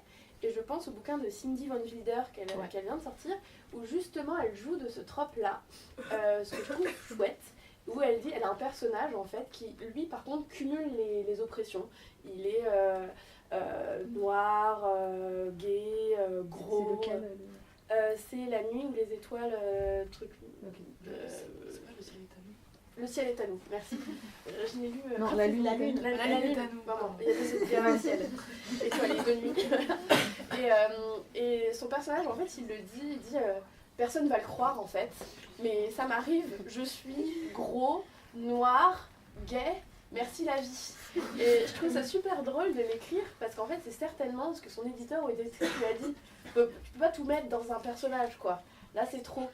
Et c'est un peu le même principe quoi. Et on en arrive du coup, c'est très bien parce que tu as entendu le sujet sur comment sont les personnages LGBT dans les livres.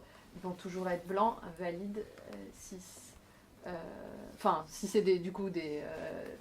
si les gays, lesbiennes ou bi, ils vont être cis, blancs, valides, neurotypiques, enfin bon voilà, tout ça. Si les trans, du coup, bien sûr, il ne sera pas homosexuel aussi parce que ça ferait trop. Et il sera aussi valide, blanc. Alors peut-être qu'il peut avoir une petite dépression parce que quand même, faudrait un petit peu de drama. Mais voilà, enfin, moi j'ai essayé de regarder tous les livres que j'ai pu lire LGBT, et donc il y en a beaucoup. Par exemple, un personnage qui serait noir et gay, j'en ai trouvé un qui est en background dans un roman qui parle d'homoparentalité, etc. Mais on le voit genre une fois dans une scène, etc. Ou un personnage qui serait gay, handicapé, etc. Enfin, je pense que vous avez rien à dire là-dessus parce qu'il n'y en a pas. Voilà, en littérature, Marie parlait tout à l'heure de la série Glee, et la série Glee qui a beaucoup de défauts. Qui a beaucoup de défauts par ailleurs, mais qui en termes de représentativité et notamment de cumul des oppressions est quand même assez intéressante. Et elle est vraiment intéressante également pour la période à laquelle elle est sortie. Hein. Parce que moi je trouve qu'elle entame quelque chose quand même, cette série. Oui, ça fait longtemps quand même. Ouais, c'est vieux hein, en fait, Glee. Ça doit avoir 10 ans. Ah ouais, quelque chose comme ça. Je pense que ça et je trouve que c'est très intéressant qu'elle soit sortie à ce moment-là et pas là, maintenant, aujourd'hui, où effectivement en termes de série, on commence quand même à élargir un peu le... Ouais, je trouve qu'elle avait une petite tête de nouveauté. Elle a ouvert une brèche, ouais, c'est ça. Je trouve que rétrospectivement, moi, elle me semblait très normale comme série, dans le sens complètement avec le même nombre de personnages, les mêmes histoires que... Effectivement, d'ailleurs, c'est les mêmes histoires de collège que beaucoup d'autres séries. Hein. C'est Freaks and Geeks, mais avec une chorale dedans, quoi. Enfin, voilà. Et en fait, rétrospectivement, je trouve que c'est une série qui est quand même assez intéressante pour l'époque dans laquelle elle est. Quoi. C'est bien marré. Oui. Mais bon.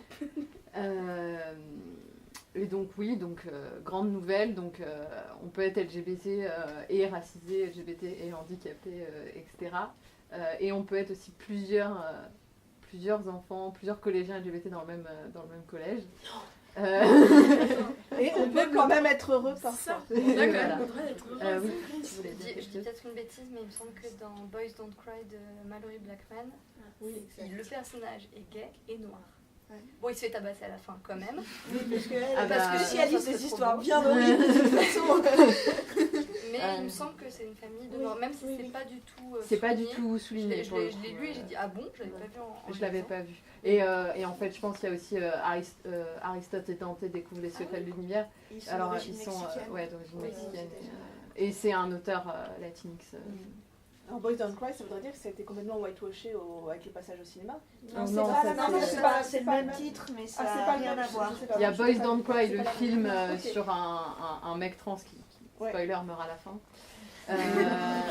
Enfin, désolée, hein, mais c'est dès le début. Hein, vous savez. Et Boys Don't Cry, qui est un livre jeunesse sur la paternité adolescente et l'homosexualité. En fait, c'est deux frères. D'accord, Il se fait ça va, tabasser quand même à Oui, la il fin, se fait ça m'a tabasser quand même. Du coup, une petite question. Quels seraient les livres avec une bonne représentation LGBT que vous conseilleriez? On peut peut-être faire une par une. Qui veut commencer?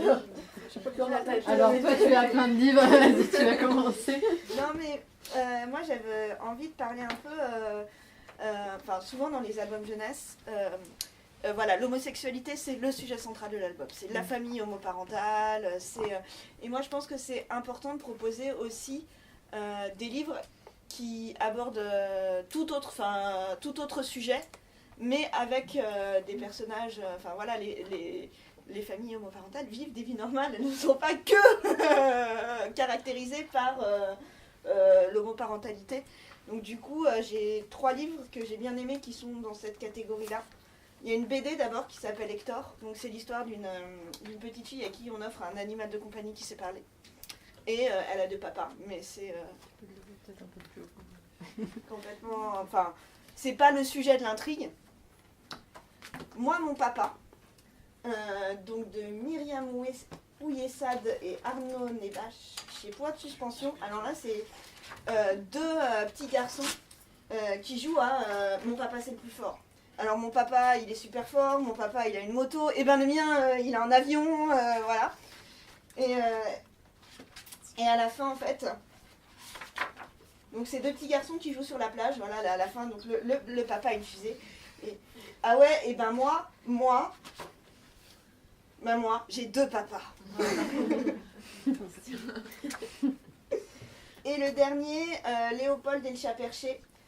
Donc ça c'est une toute petite maison d'édition qui s'appelle Oups Édition et qui justement a comme ligne éditoriale cette banalisation de l'homoparentalité. Et donc c'est l'histoire d'un petit garçon pirate qui décide d'aller à l'école. Parce que lui, il a toujours grandi sur son bateau et il décide d'aller à l'école. Bon, il tiendra une journée.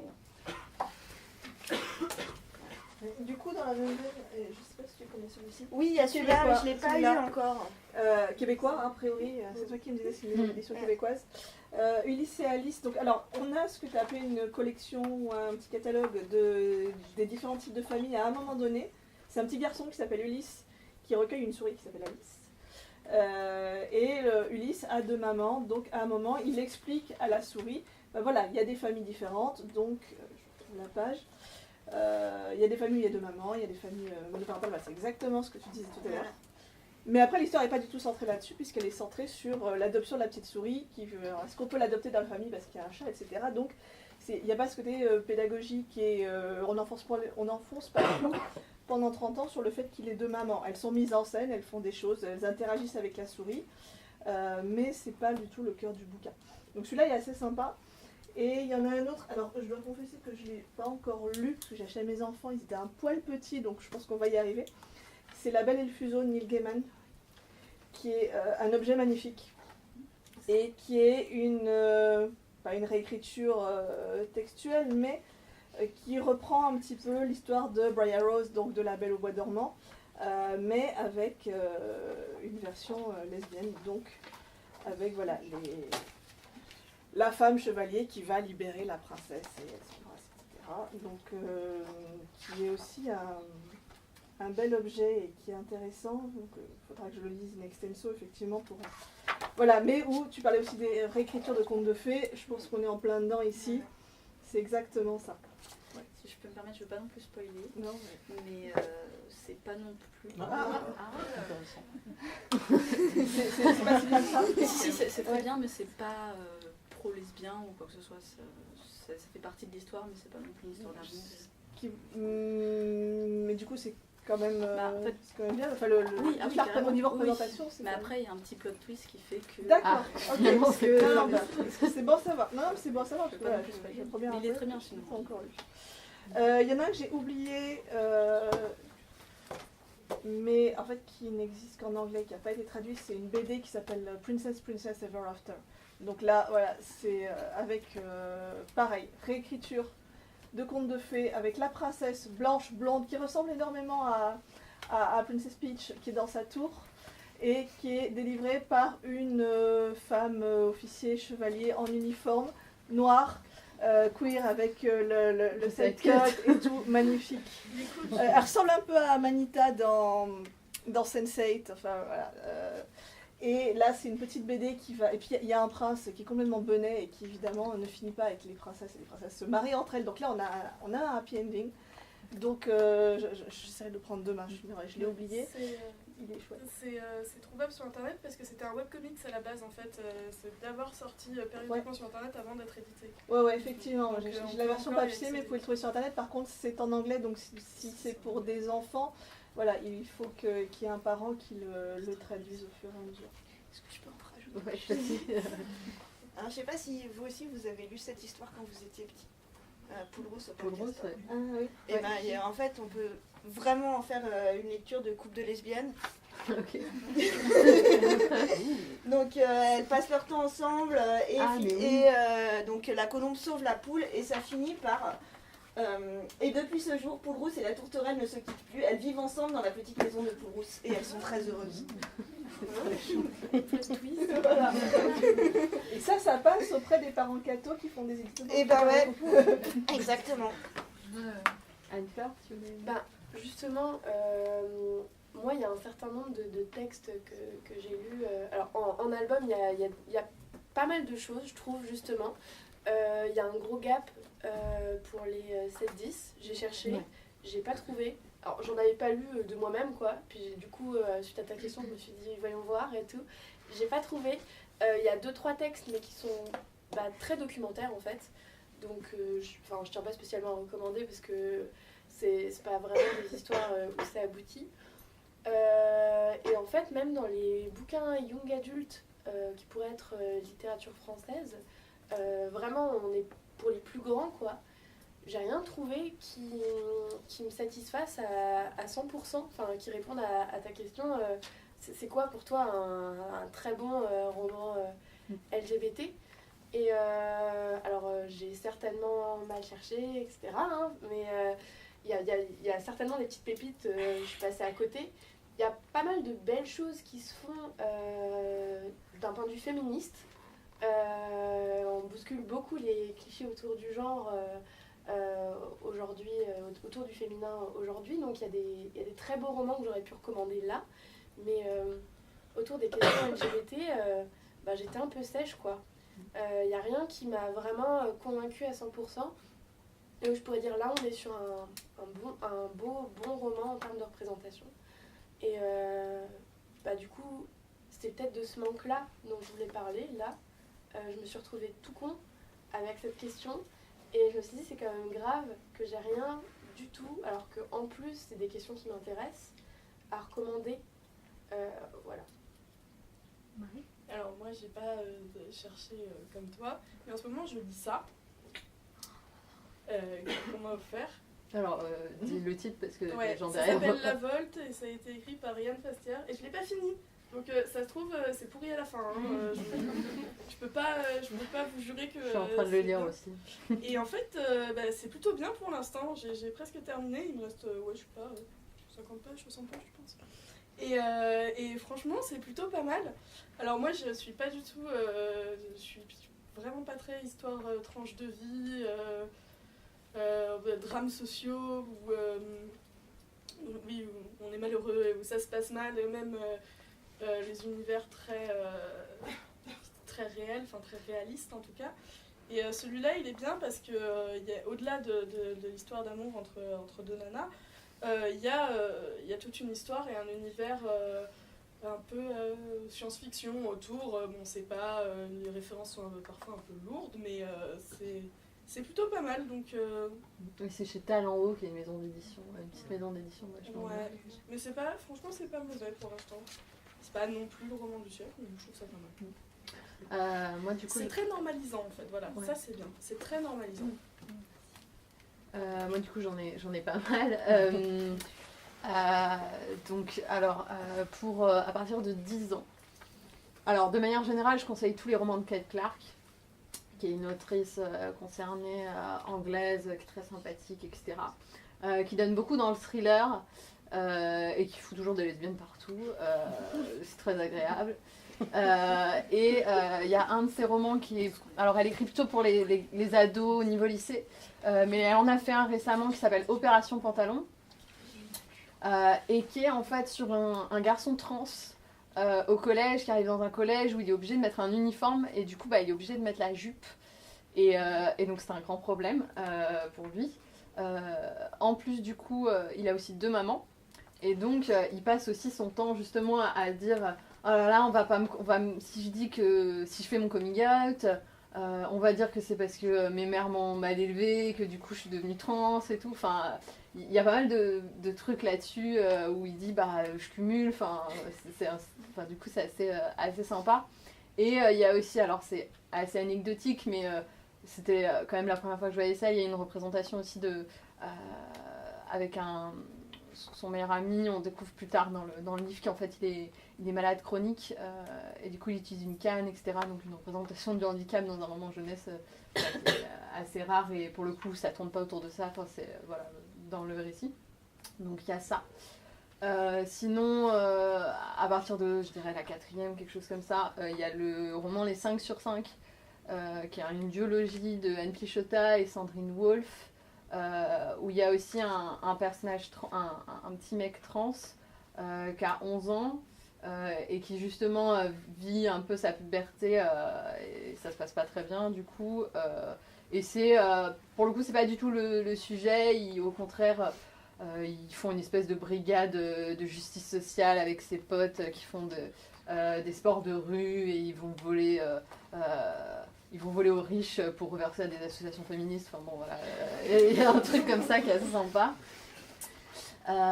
Ensuite, il y a La Lune est à nous de Cindy Van Milder, qui est quand même pas mal en catégorie ado, jeune adulte, et qui parle de cyberharcèlement, de racisme, d'homophobie, et c'est des jeunes qui vont monter une pièce de théâtre. Enfin bon, il y a tout un contexte autour.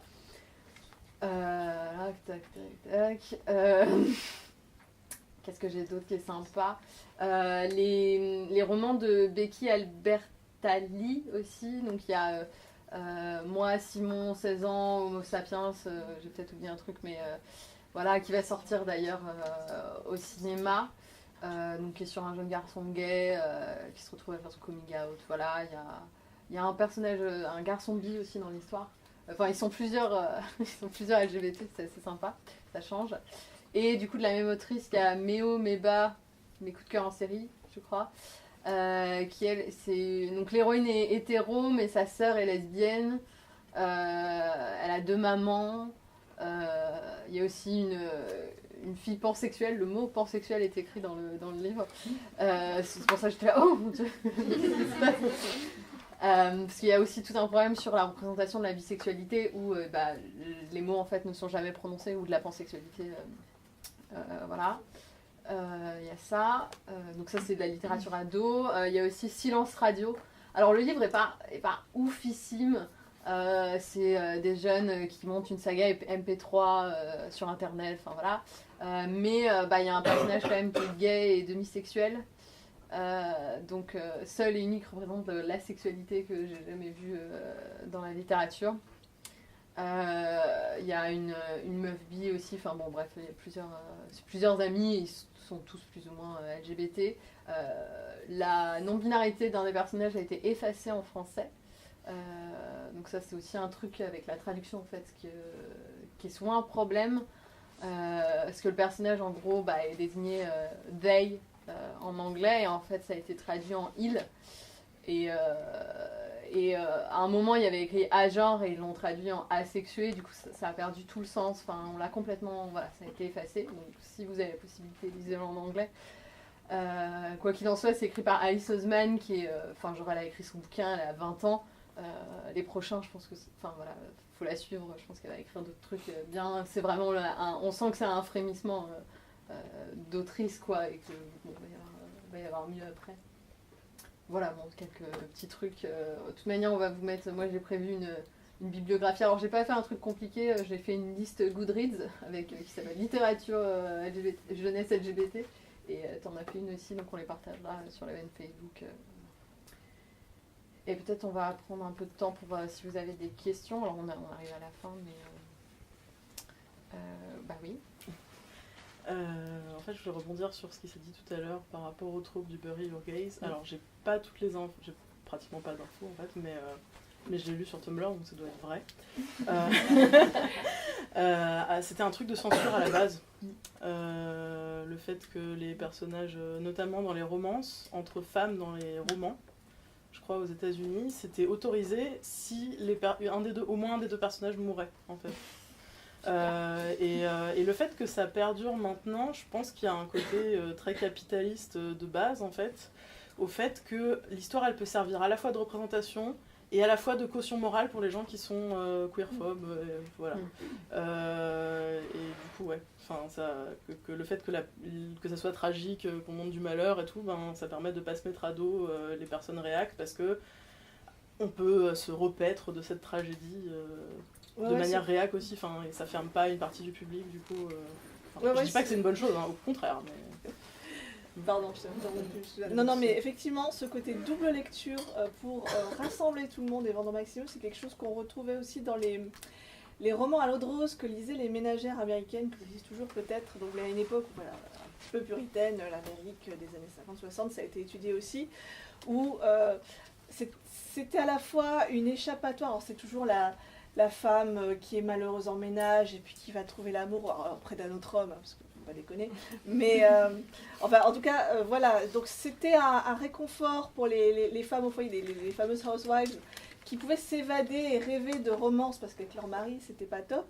Et en même temps, il y a toujours le côté sanction à la fin, où elles sont remises, entre guillemets, dans le droit chemin. Il y a la sanction mélodramatique pour que quand même les maris autorisent et laissent lire ce genre de choses et que ça soit moralement acceptable dans une conception évidemment très très puritaine de la morale. Donc ouais, c'est complètement ça. D'ailleurs, Disney qui est quand même qui est une compagnie qui joue vraiment ce double jeu là au niveau de ces films, parce que d'un côté ils ont énormément de choses queer codées et ils ont à tel point qu'aux États-Unis il y a des journées spéciales gays justement dans les parcs, mais d'un autre côté ils veulent pas s'aliéner leur base réac et du coup ils vont pratiquement, j'espère que ça va changer, mais ils vont jamais y aller franchement dans un sens comme dans l'autre pour conserver cette ambiguïté et rester un genre d'icône vide dans laquelle on peut mettre ce qu'on veut suivant ses allégeances, quoi. Moi, je voulais avoir votre avis sur le fait que on parle de littérature LGBT+, mais malheureusement, dans la littérature jeunesse, surtout, on parle surtout de l'homosexualité ou des transgenres. Pourquoi, selon vous, la bisexualité, les sans-genres, les non-binaires, les polyamoureux, on n'en parle pas, ou il n'y a rien? Alors, honnêtement, le polyamour, je pense que l'édition n'est pas prête. Genre, le monde de l'édition, là, le jour où on va avoir un couple de parents, justement un polycule de parents, là, ouf, j'attends ça avec impatience. Alors, tu vois, dans l'un des parents, on a un enfant qui est élevé dans une communauté de castors. Et un enfant, voilà, les parents de Camille s'appellent Grégoire et Marie, ou Carole pendant les vacances, donc qui laisse imaginer qu'il y a 3 parents. Voilà, ça reste. Ouais, Non, mais il y a les familles très suggéré. recomposées, néanmoins, où on voit parfois plusieurs types de parentalité, mais bon, voilà. Non, je pense aussi qu'il y a une vraie méconnaissance. Enfin, en toute honnêteté, c'est des questions auxquelles on est déjà très peu sensibilisé dans le milieu LGBT, enfin, dire qui est quand même très LG, quoi. Donc, si on sort de ça, de ce milieu déjà renseigné, mal renseigné, je veux dire, il reste plus grand chose, quoi. Ça m'étonne pas, parce qu'en fait c'est déjà tellement invisible dans la société, que ça le soit encore plus dans le milieu extrêmement censuré, peu ouvert, qu'est aujourd'hui la littérature en France. Ouais. Comment ça, il y a des choses qui se font. Enfin, moi, je suis un peu fascinée par les productions anglophones, notamment, où il y a quand même une très très grande diversité. Aussi parce que ça a touché un public plus large, donc en fait, il y a aussi des choses vachement plus communautaires et peut-être, je sais pas comment est leur système d'édition exactement, mais ouais, je sais pas, mais si tu vas sur We Need Diverse Book, par exemple, tu vas trouver des livres avec des personnages asexuels, enfin, qui sont qualifiés comme ça. Tu vas trouver des livres avec des personnages non binaires, et ça va être des trucs de société, de la fantasy, de la science-fiction. Va y avoir vraiment de tout, mais c'est vrai qu'en France, c'est compliqué, et en plus, quand on traduit des trucs, des fois on les traduit n'importe comment. Alors, ouais, c'est. Mais il y a des petites choses, hein, mais ça reste soit très crypto, soit pas clairement identifié. Et sur la question de la bisexualité, de manière générale, la bisexualité est invisibilisée dans la société parce que le couple, en gros, tu deviens, si tu te mets en couple, t'es une fille, tu te mets en couple avec une fille, bah tu deviens lesbienne, et si t'es un garçon, tu te mets en couple avec un garçon, tu deviens gay. Enfin, il y a cette idée-là qui est très tenace. On se retrouve, même moi, je me retrouve à lire des livres et je vais qualifier certains personnages de lesbien ou gay alors que je suis bi, tu vois, mais parce qu'en fait c'est jamais mentionné et que on sait jamais trop comment où est-ce que l'auteur ou l'autrice veut nous emmener. Est-ce que le personnage se découvre en gros lesbienne, enfin homo, ou est-ce que en fait il est bi. Enfin, c'est jamais des questions qui sont clairement posées, et clairement c'est que chez des auteurs qui étaient eux-mêmes bi que j'ai vu en fait des mots comme bi, pan qui étaient écrits dans le livre, ou à défaut de l'écrire et que le personnage se qualifie comme ça, parce que bon, il y a des personnes aussi qui vivent une bisexualité mais qui se qualifient pas en tant que bisexuel, où l'éventualité arrive, quoi, genre un personnage qui pourrait dire tu serais pas bi, et puis le personnage qui dit non, je refuse les étiquettes. Enfin, ça pourrait être un moyen de le faire, mais et du coup on se retrouve avec des trucs comme j'ai avalé un arc-en-ciel, où le personnage c'est prénom de la personne sexuelle, quoi. Bitch please. Enfin, genre l'héroïne tombe amoureuse d'une fille qui s'appelle Hayden et elle devient Hayden sexuelle. S'il vous plaît, est-ce qu'on pourrait Mais néanmoins, je pense qu'il y a un enjeu supplémentaire quand on parle de littérature jeunesse. On s'adresse à des enfants ou à des ados qui sont en construction d'identité dans une société hétérocentrée. Du coup, il y a un intérêt aussi à... Enfin, ce bouquin est un scandale, il ne faut pas le lire, quoi.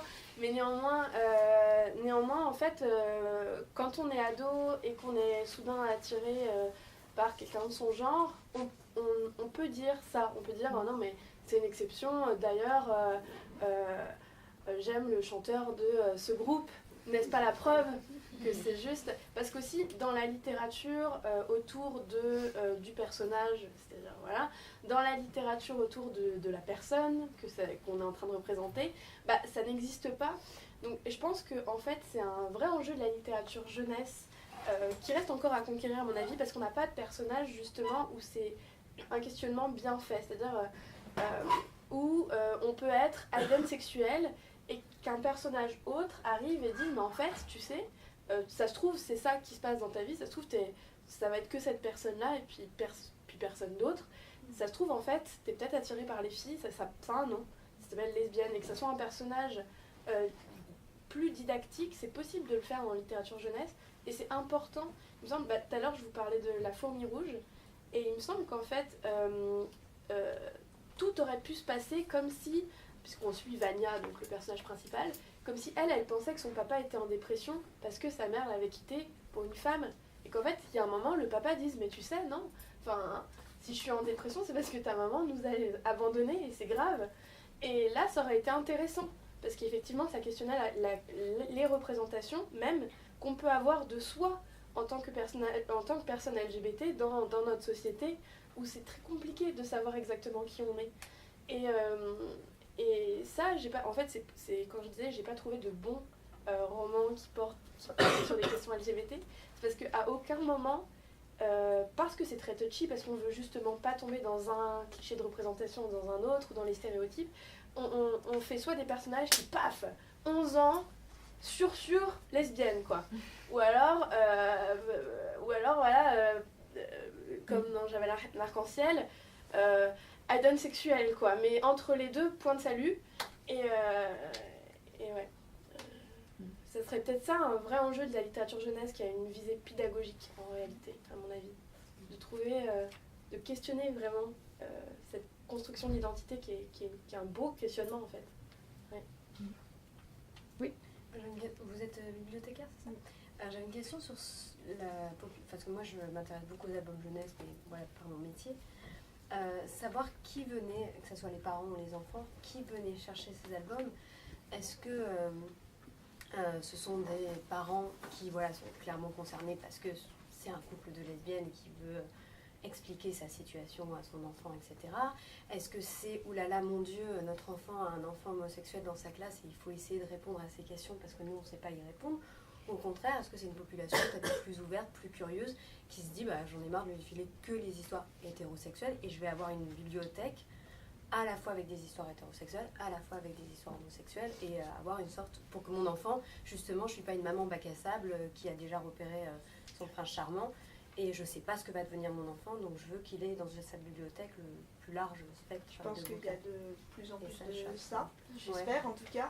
Après, il faut quand même dire que c'est des livres qui ne sortent pas beaucoup, oui, c'est ça, qui ne sont pas beaucoup empruntés. Après, l'avantage de les mettre en bac, c'est que on a aussi des enfants qui les prennent, enfin voilà, les bacs sont au ras du sol. Il y a des enfants qui les prennent, avec parfois des réactions d'ailleurs un peu compliquées. Moi j'ai eu souvenir c'était avant que j'arrive dans la bibliothèque, mais il y avait une BD pour ados, qui s'appelait Dans la peau d'un jeune homo. Donc là pourtant le titre était explicite, il y a une mère qui est venue faire un scandale parce que ça avait perturbé son fils. Pour la petite anecdote, elle a hurlé à mon responsable qu'elle exigeait que le livre soit retiré ou qu'elle ne remettrait plus jamais les pieds dans la bibliothèque. Il lui a dit de la porter là-bas. Mais voilà. La bibliothécaire qui a été. Mais voilà, il y a quand même. Comme ces livres sortent pas beaucoup, c'est des livres qu'il faut défendre. Mais je pense qu'il y a de plus en plus le positionnement, l'attention à la diversité. Pour ouvrir le. Ouais. Et pour moi, c'est là aussi où ça devient important d'intégrer des personnages LGBT sans que ce soit écrit sur la couverture. C'est un peu aussi mon cheval de bataille, ça, qu'il y ait des persos lesbiennes, gays, bi, trans. Alors du coup, ça devient difficile de les trouver. Donc, c'est difficile pour moi d'y accéder parce que justement, c'est pas écrit sur la couverture. Mais voilà, que ça fasse partie vraiment de l'histoire et que ce soit pas dans le résumé machin est mal dans sa peau parce que on en revient aux clichés, etc.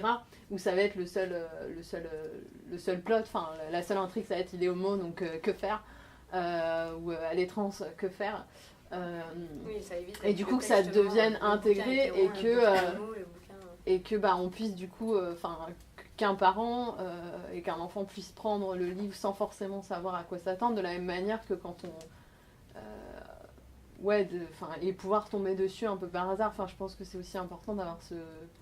moi, si je prends un livre dans n'importe quelle librairie, il y a je sais pas combien de pourcentage de chances pour que ce soit un couple hétéro, quoi. Et j'aimerais bien que ce pourcentage diminue un peu et qu'il y ait un peu plus de chances pour que par hasard on en trouve. En bibliothèque, il y a aussi parfois le défaut, il y a l'Egothèque, donc qui est une association, une sous-partie de l'ABF, l'Association des bibliothécaires de France, qui a fait justement un livre numérique qui est disponible gratuitement sur la représentation de la LGBT en bibliothèque. Et il disait, le souci c'est que parfois il y a un livre qui est utilisé en prétexte. Genre, c'est bon, l'homosexualité, on a. Voilà, c'est le livre qu'on va sortir à toutes les sauces, celui-là ou un autre, hein, mais dès qu'on nous pose la question, on a un livre. Voilà, il faut quand même souligner que c'est pas suffisant et qu'il faut une variété. Après, il y a des livres, par exemple, celui-là, clairement, Christian Wolz, c'est un auteur très connu, il va sortir sur le nom de l'auteur, sans que les parents aient forcément lu le livre jusqu'au bout et sans connaître la chute, en fait. D'où l'importance que ça soit reparé par des grosses éditions et des auteurs connus. Mais là où on sent un shift justement dans l'édition, l'édition commerciale, entre les grandes maisons, autour des questions de féminisme notamment, il n'est pas encore vraiment là, le shift sur les questions LGBT. Le girl power, c'est à la mode, donc c'est des questions sur lesquelles on peut faire vendre le livre, mais les questions LGBT, c'est encore pas... en fait, les grandes maisons, c'est pas des maisons militantes. Le girl power, aujourd'hui, c'est plus militant, c'est une marque. Quand on aborde une question LGBT, on devient militant, et c'est un rôle que les grandes maisons refusent d'assumer auprès de leurs distributeurs. Donc à nous aussi, une fois qu'on le sait, comme tu dis, de faire en sorte de passer ça en scred, parce qu'ils s'en foutent en fait aussi, les grands éditeurs, de ce qui est dans le texte, ciselé, dentelé, etc. Une fois que le bouquin est acheté et vendu plutôt dans les espaces culturels, etc., sur couverture en fait, et sur résumé, c'est gagné. Donc si c'est suffisamment bien amené et qu'on n'est pas sur un gros bad buzz comme où on met voilà, un grand éditeur va faire un truc que toutes les assos cathos vont lui reprocher parce que là c'est obvious que ça va être un gros truc, voilà. On peut faire passer quand même des choses, mais c'est terrible comme gymnastique parce que ça nous demande à nous d'être malins et de nous cacher. Et aussi, encore une fois, pour faire passer un message positif, faut être dans le placard, quoi. Là, on peut pas mettre aujourd'hui sur une couverture d'une grande maison, ça va être une histoire qui va aussi parler de... Enfin, on peut pas avoir deux petites filles qui se tiennent la main, quoi. Ça fait tâche. Alors qu'à l'intérieur du bouquin, ça pourrait être question de à l'école, il y a une fille qui me plaît. Mais ouais. Sachant aussi que, alors c'est pas tout à fait pareil du coup dans la littérature ado, la littérature ado et par extension un peu jeune adulte qui ont tendance à se mélanger quand même beaucoup en France. Dans la littérature ado, j'avais discuté avec l'éditrice plutôt de chez Pocket Jeunesse, qui du coup me parlait du fait qu'il y a eu, enfin et d'ailleurs ça s'est vu, il y a eu une espèce de mode trans l'année dernière, dans le sens où en fait toutes les grosses maisons d'édition ont sorti un livre avec une héroïne trans. Albin Michel, Gallimard, Pocket Jeunesse, Nathan, ils l'ont tous fait, ils l'ont tous sorti un petit peu en même temps, juste après la sortie de Celle dont j'ai toujours rêvé, qui a été écrite par une autrice trans, je ne sais plus comment c'est le titre en anglais, qui est un très très bon livre, et je vous invite à le lire jusqu'à la fin parce qu'il y a une note d'auteur à la fin qui fait que, enfin, qui change un peu le sens du livre, et voilà. Donc ce livre a très très bien marché, ça a été oufissime.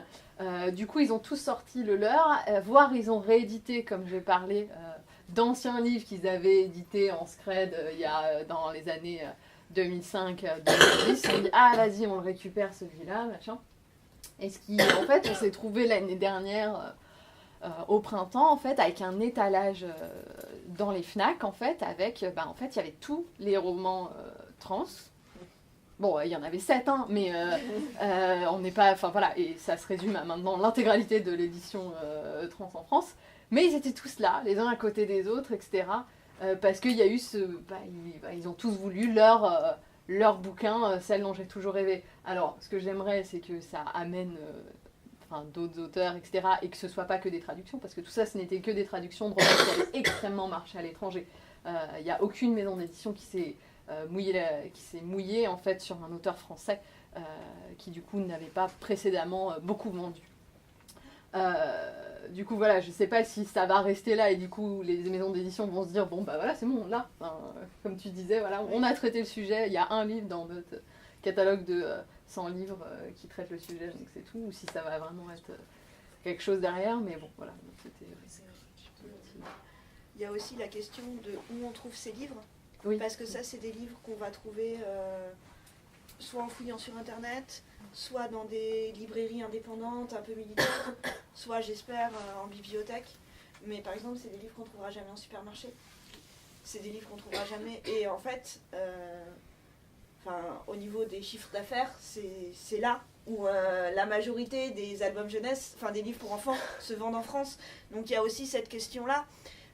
Effectivement, je pense qu'on touche des parents curieux, des parents qui veulent ouvrir un peu l'horizon de leurs enfants, mais je pense qu'on est encore dans une toute petite minorité d'enfants qui ont accès à ces livres-là. Donc il y a aussi quelque chose à faire à ce niveau-là.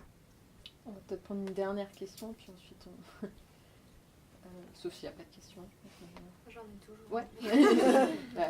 Du coup, pour revenir sur les histoires d'annoncer ou pas en fait sur le... Ouais. Parce que vu que je fais les romans ados, j'ai toute une partie de mon mémoire, c'est vraiment analyser les 4e de couverture. Et c'est vraiment intéressant de voir qu'il y a vraiment... Des fois, c'est une histoire d'homosexualité, c'est un... je crois que c'est Actus... Non, Gallimard, je crois, sur Fan de la vie impossible, qui dit une histoire qui ose aborder sans tabou l'homosexualité. Vu comment c'est traité à l'intérieur, bon, voilà. C'est pas ouf. C'est pas ouf ici. Et du coup, voir... En fait, c'est... du coup, il y a une sorte de tension. C'est comme la question de... Est-ce que, par exemple, en bibliothèque, on doit faire une étagère spéciale, par exemple, j'avais vu une conférence pour... là, c'était pour les enfants de couleur. Est-ce qu'on fait une étagère spéciale qui présente des petits héros et héroïnes noirs dans des albums? Ou est-ce que, du coup, c'est pas une surstigmatisation du... du coup, voilà, il y a une sorte de... C'est dommage, du coup, de devoir le cacher parce qu'on n'y accède pas. Et en même... du coup, c'est... Évitez le côté, les livres pour vous, ils sont là. Voilà, ne débordez pas, s'il vous plaît. Parce que pour les trouver, il faut bien savoir qu'ils existent. Donc, même moi, pour faire mon corpus, j'ai galéré parce que fallait taper les bons mots-clés sur Ricochet et compagnie, quoi. Donc, mais du coup, il n'y a pas de bonne façon. Je pense qu'il n'y a pas de bonne façon. Je pense que c'est important d'avoir des étagères thématiques de temps en temps. Dans les bibliothèques, c'est des choses qui tournent. Ça va être sur, je sais pas, là par exemple il y a une table qui a été faite, mais je sais, c'est des sujets qui tournent, ça peut être une table policier, machin et tout. Et voilà, il y a aussi, je pense aussi, peut y avoir aussi une volonté de les mettre aussi dans, parce que s'il y avait par exemple une table sur le harcèlement scolaire, ça pourrait être intéressant de faire l'effort en fait d'aller chercher des livres justement qui parlent de harcèlement scolaire, parce qu'il y en a beaucoup justement, avec des personnages LGBT, mais du coup qui vont être au sein d'autres thématiques en fait, et essayer de faire l'effort de se dire j'ai fait ma table ou ma sélection de librairie pour la Saint-Valentin, et de se demander voilà, est-ce que les persos de tous ces romans sont tous blancs, hétéros, valides? Est-ce que je peux pas faire en sorte de peut-être aller mettre 2-3 trucs en plus je sais pas si c'est une bonne réponse, mais Si, même je trouve ça très intéressant ce que tu dis, dans le sens où c'est un effort collectif, il me semble, de tous les acteurs de la chaîne du livre, la représentation. Moi j'ai quand même mis l'accent sur la responsabilité des auteurs et des autrices parce que c'est mon métier. Mais comme tu dis, en fait, un livre, c'est tout le monde, c'est les lectrices aussi. Et là, par exemple, par rapport à ce que tu disais, je voudrais juste réagir sur ça. Il y a quand même une lueur d'espoir dans la représentation qui explique d'ailleurs cette espèce de mode autour des bouquins trans, mais pas que, autour du girl power par exemple.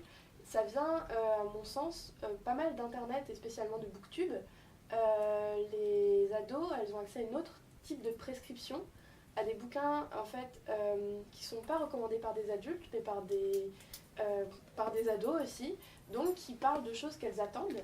Et les éditeurs découvrent qu'en fait, il y a un besoin. Il y a énormément de lectrices, hein, les filles lisent beaucoup, parce qu'on est dans une société où on apprend aux filles à lire aussi beaucoup, parce vu qu'elles ne peuvent pas aller jouer dans la cour. Donc du coup, tout d'un coup, on se dit, toutes ces lectrices-là, elles ont besoin de personnages qui les représentent. Tiens, on s'en doutait pas. Et du coup, vu qu'elles font la promotion de personnages avec des héroïnes fortes, etc., on en voit de plus en plus. Il me semble que de la même façon pour les questions LGBT, pas mal de booktubeurs et de booktubeuses se sont emparés de la question. Et tout d'un coup, on a un éditeur ou une éditrice qui se dit « Merde alors, dans mon catalogue, j'ai aucun bouquin sorti sur la question. » Déjà, c'est pas cool, parce que du coup, ça veut dire que sur Booktube sont représentées des maisons qui sont toujours les mêmes en fait. Si on y regarde bien, spécialement dans le young adult, etc. Je pense, alors c'est des maisons qui ont d'autres soucis, mais je pense à Sarbacane par exemple, à Talent, qui est une minuscule maison mais qui connaît un grand succès, parce qu'en fait sur Booktube et sur internet elle est très représentée comparativement à ses diffuseurs.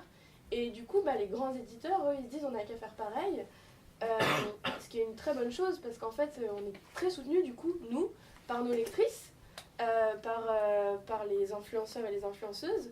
Ça serait bien aussi que du coup, il y ait des libraires, des bibliothécaires, et il y en a déjà des tonnes en fait qui font ce travail, mais en France pas suffisamment.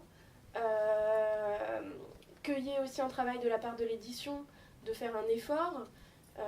Je pense qu'on a encore du boulot, quoi.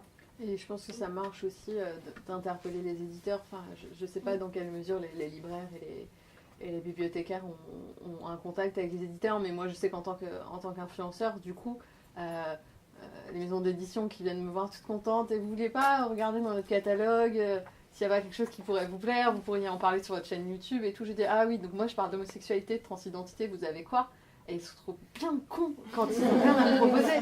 Parce que j'ai peut-être ça, la fille et garçon manqué. Ouais, ça marche moyen. Et du coup, faut que ça vienne aussi. Oui, c'est le rôle des acteurs du livre de dire, d'interpeller aussi plus haut, de la même manière que c'est le rôle des lecteurs de demander dans les librairies aussi. Vous n'auriez pas. Tel type de livre, machin, ah bah non, j'en ai pas. Et puis du coup, alors peut-être que s'il y a qu'une seule personne qui le demande, ça fera pas grand-chose, mais s'il y a 3 personnes dans la journée qui viennent demander tel ou tel type de bouquin, ils vont se dire, ah bon, peut-être essayer d'en trouver un ou deux quand même. Et même intervenir sur les rayons en tant que parent lecteur, notamment, parent de lecteur. Moi par exemple, mes romans, ils sont mal rangés la plupart du temps. Où ils sont pas forcément rangés au bon endroit parce que les libraires n'ont pas le temps de tout lire. Et ça arrive souvent que j'ai des lectrices qui veulent le suivant ou des mamans de lectrices qui disent mais en fait, vous savez, ce bouquin qui a l'air super girly, vous pouvez aussi le ranger au rayon des bouquins féministes, etc. C'est 2 rayons dans lesquels il rentre. Et donc, il est pas du coup, après, le livre n'est pas défendu de la même façon par le libraire. Il trouve aussi des lecteurs et des lectrices différents. Il est présenté de façon différente aussi aux lecteurs et à la lectrice, et dans le fond, c'est ça qui compte. Et on est en tant que lecteur et lectrice, on a quand même un certain pouvoir sur la production littéraire. Les éditeurs écoutent en fait, malgré tout. C'est juste que la plupart du temps, ils ne se rendent pas du tout compte. Et c'est aussi bien de se responsabiliser, même dans son choix de lecture.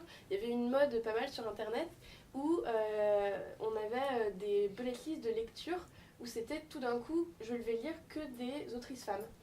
Et on se rendait compte que c'était hyper dur d'en trouver. Et ça, c'est des choses qu'en tant que lecteur et que lectrice, on peut faire. Choisir un type de littérature et le valoriser, pas seulement en prendre un de temps en temps de livre, voilà, avec un personnage LGBT pour faire bien dans une bibliothèque variée, mais dire voilà, en fait c'est pas un, c'est plusieurs et je vais le faire parce que c'est important. Et ne serait-ce que moi j'ai pris l'habitude de noter, c'est juste un tableau, hein, mais dans ce que je lis, quelles sont les représentations, parce que justement, on se dit, on n'a pas toujours une représentation exacte. On a lu 2 romans avec des personnages LGBT, donc on se dit oui, c'est bon, j'en ai lu. Mais finalement, sur ma liste de livres, quel est le pourcentage de livres avec des personnages LGBT? Quel est le pourcentage de livres avec des personnages racisés? Quel est le pourcentage de livres avec des femmes racisées, par exemple? Il n'est pas le même. Quand je fais le bilan en fin d'année, c'est pas forcément exactement ce que j'avais, l'impression que j'en avais en fait. Donc je pense qu'il y a aussi vraiment une question sur qu'est-ce qu'on lit. Je pense qu'on va s'arrêter là, on a déjà un peu dépassé. Ah oui, on a déjà bien dépassé. Merci d'être venu. Sachez que il y a une deuxième table ronde qui a lieu demain à la Maison des Associations du 19e à 19h. Et puis sinon, le Festival des cultures LGBT qui continue là sur certains temps. Voilà. Merci.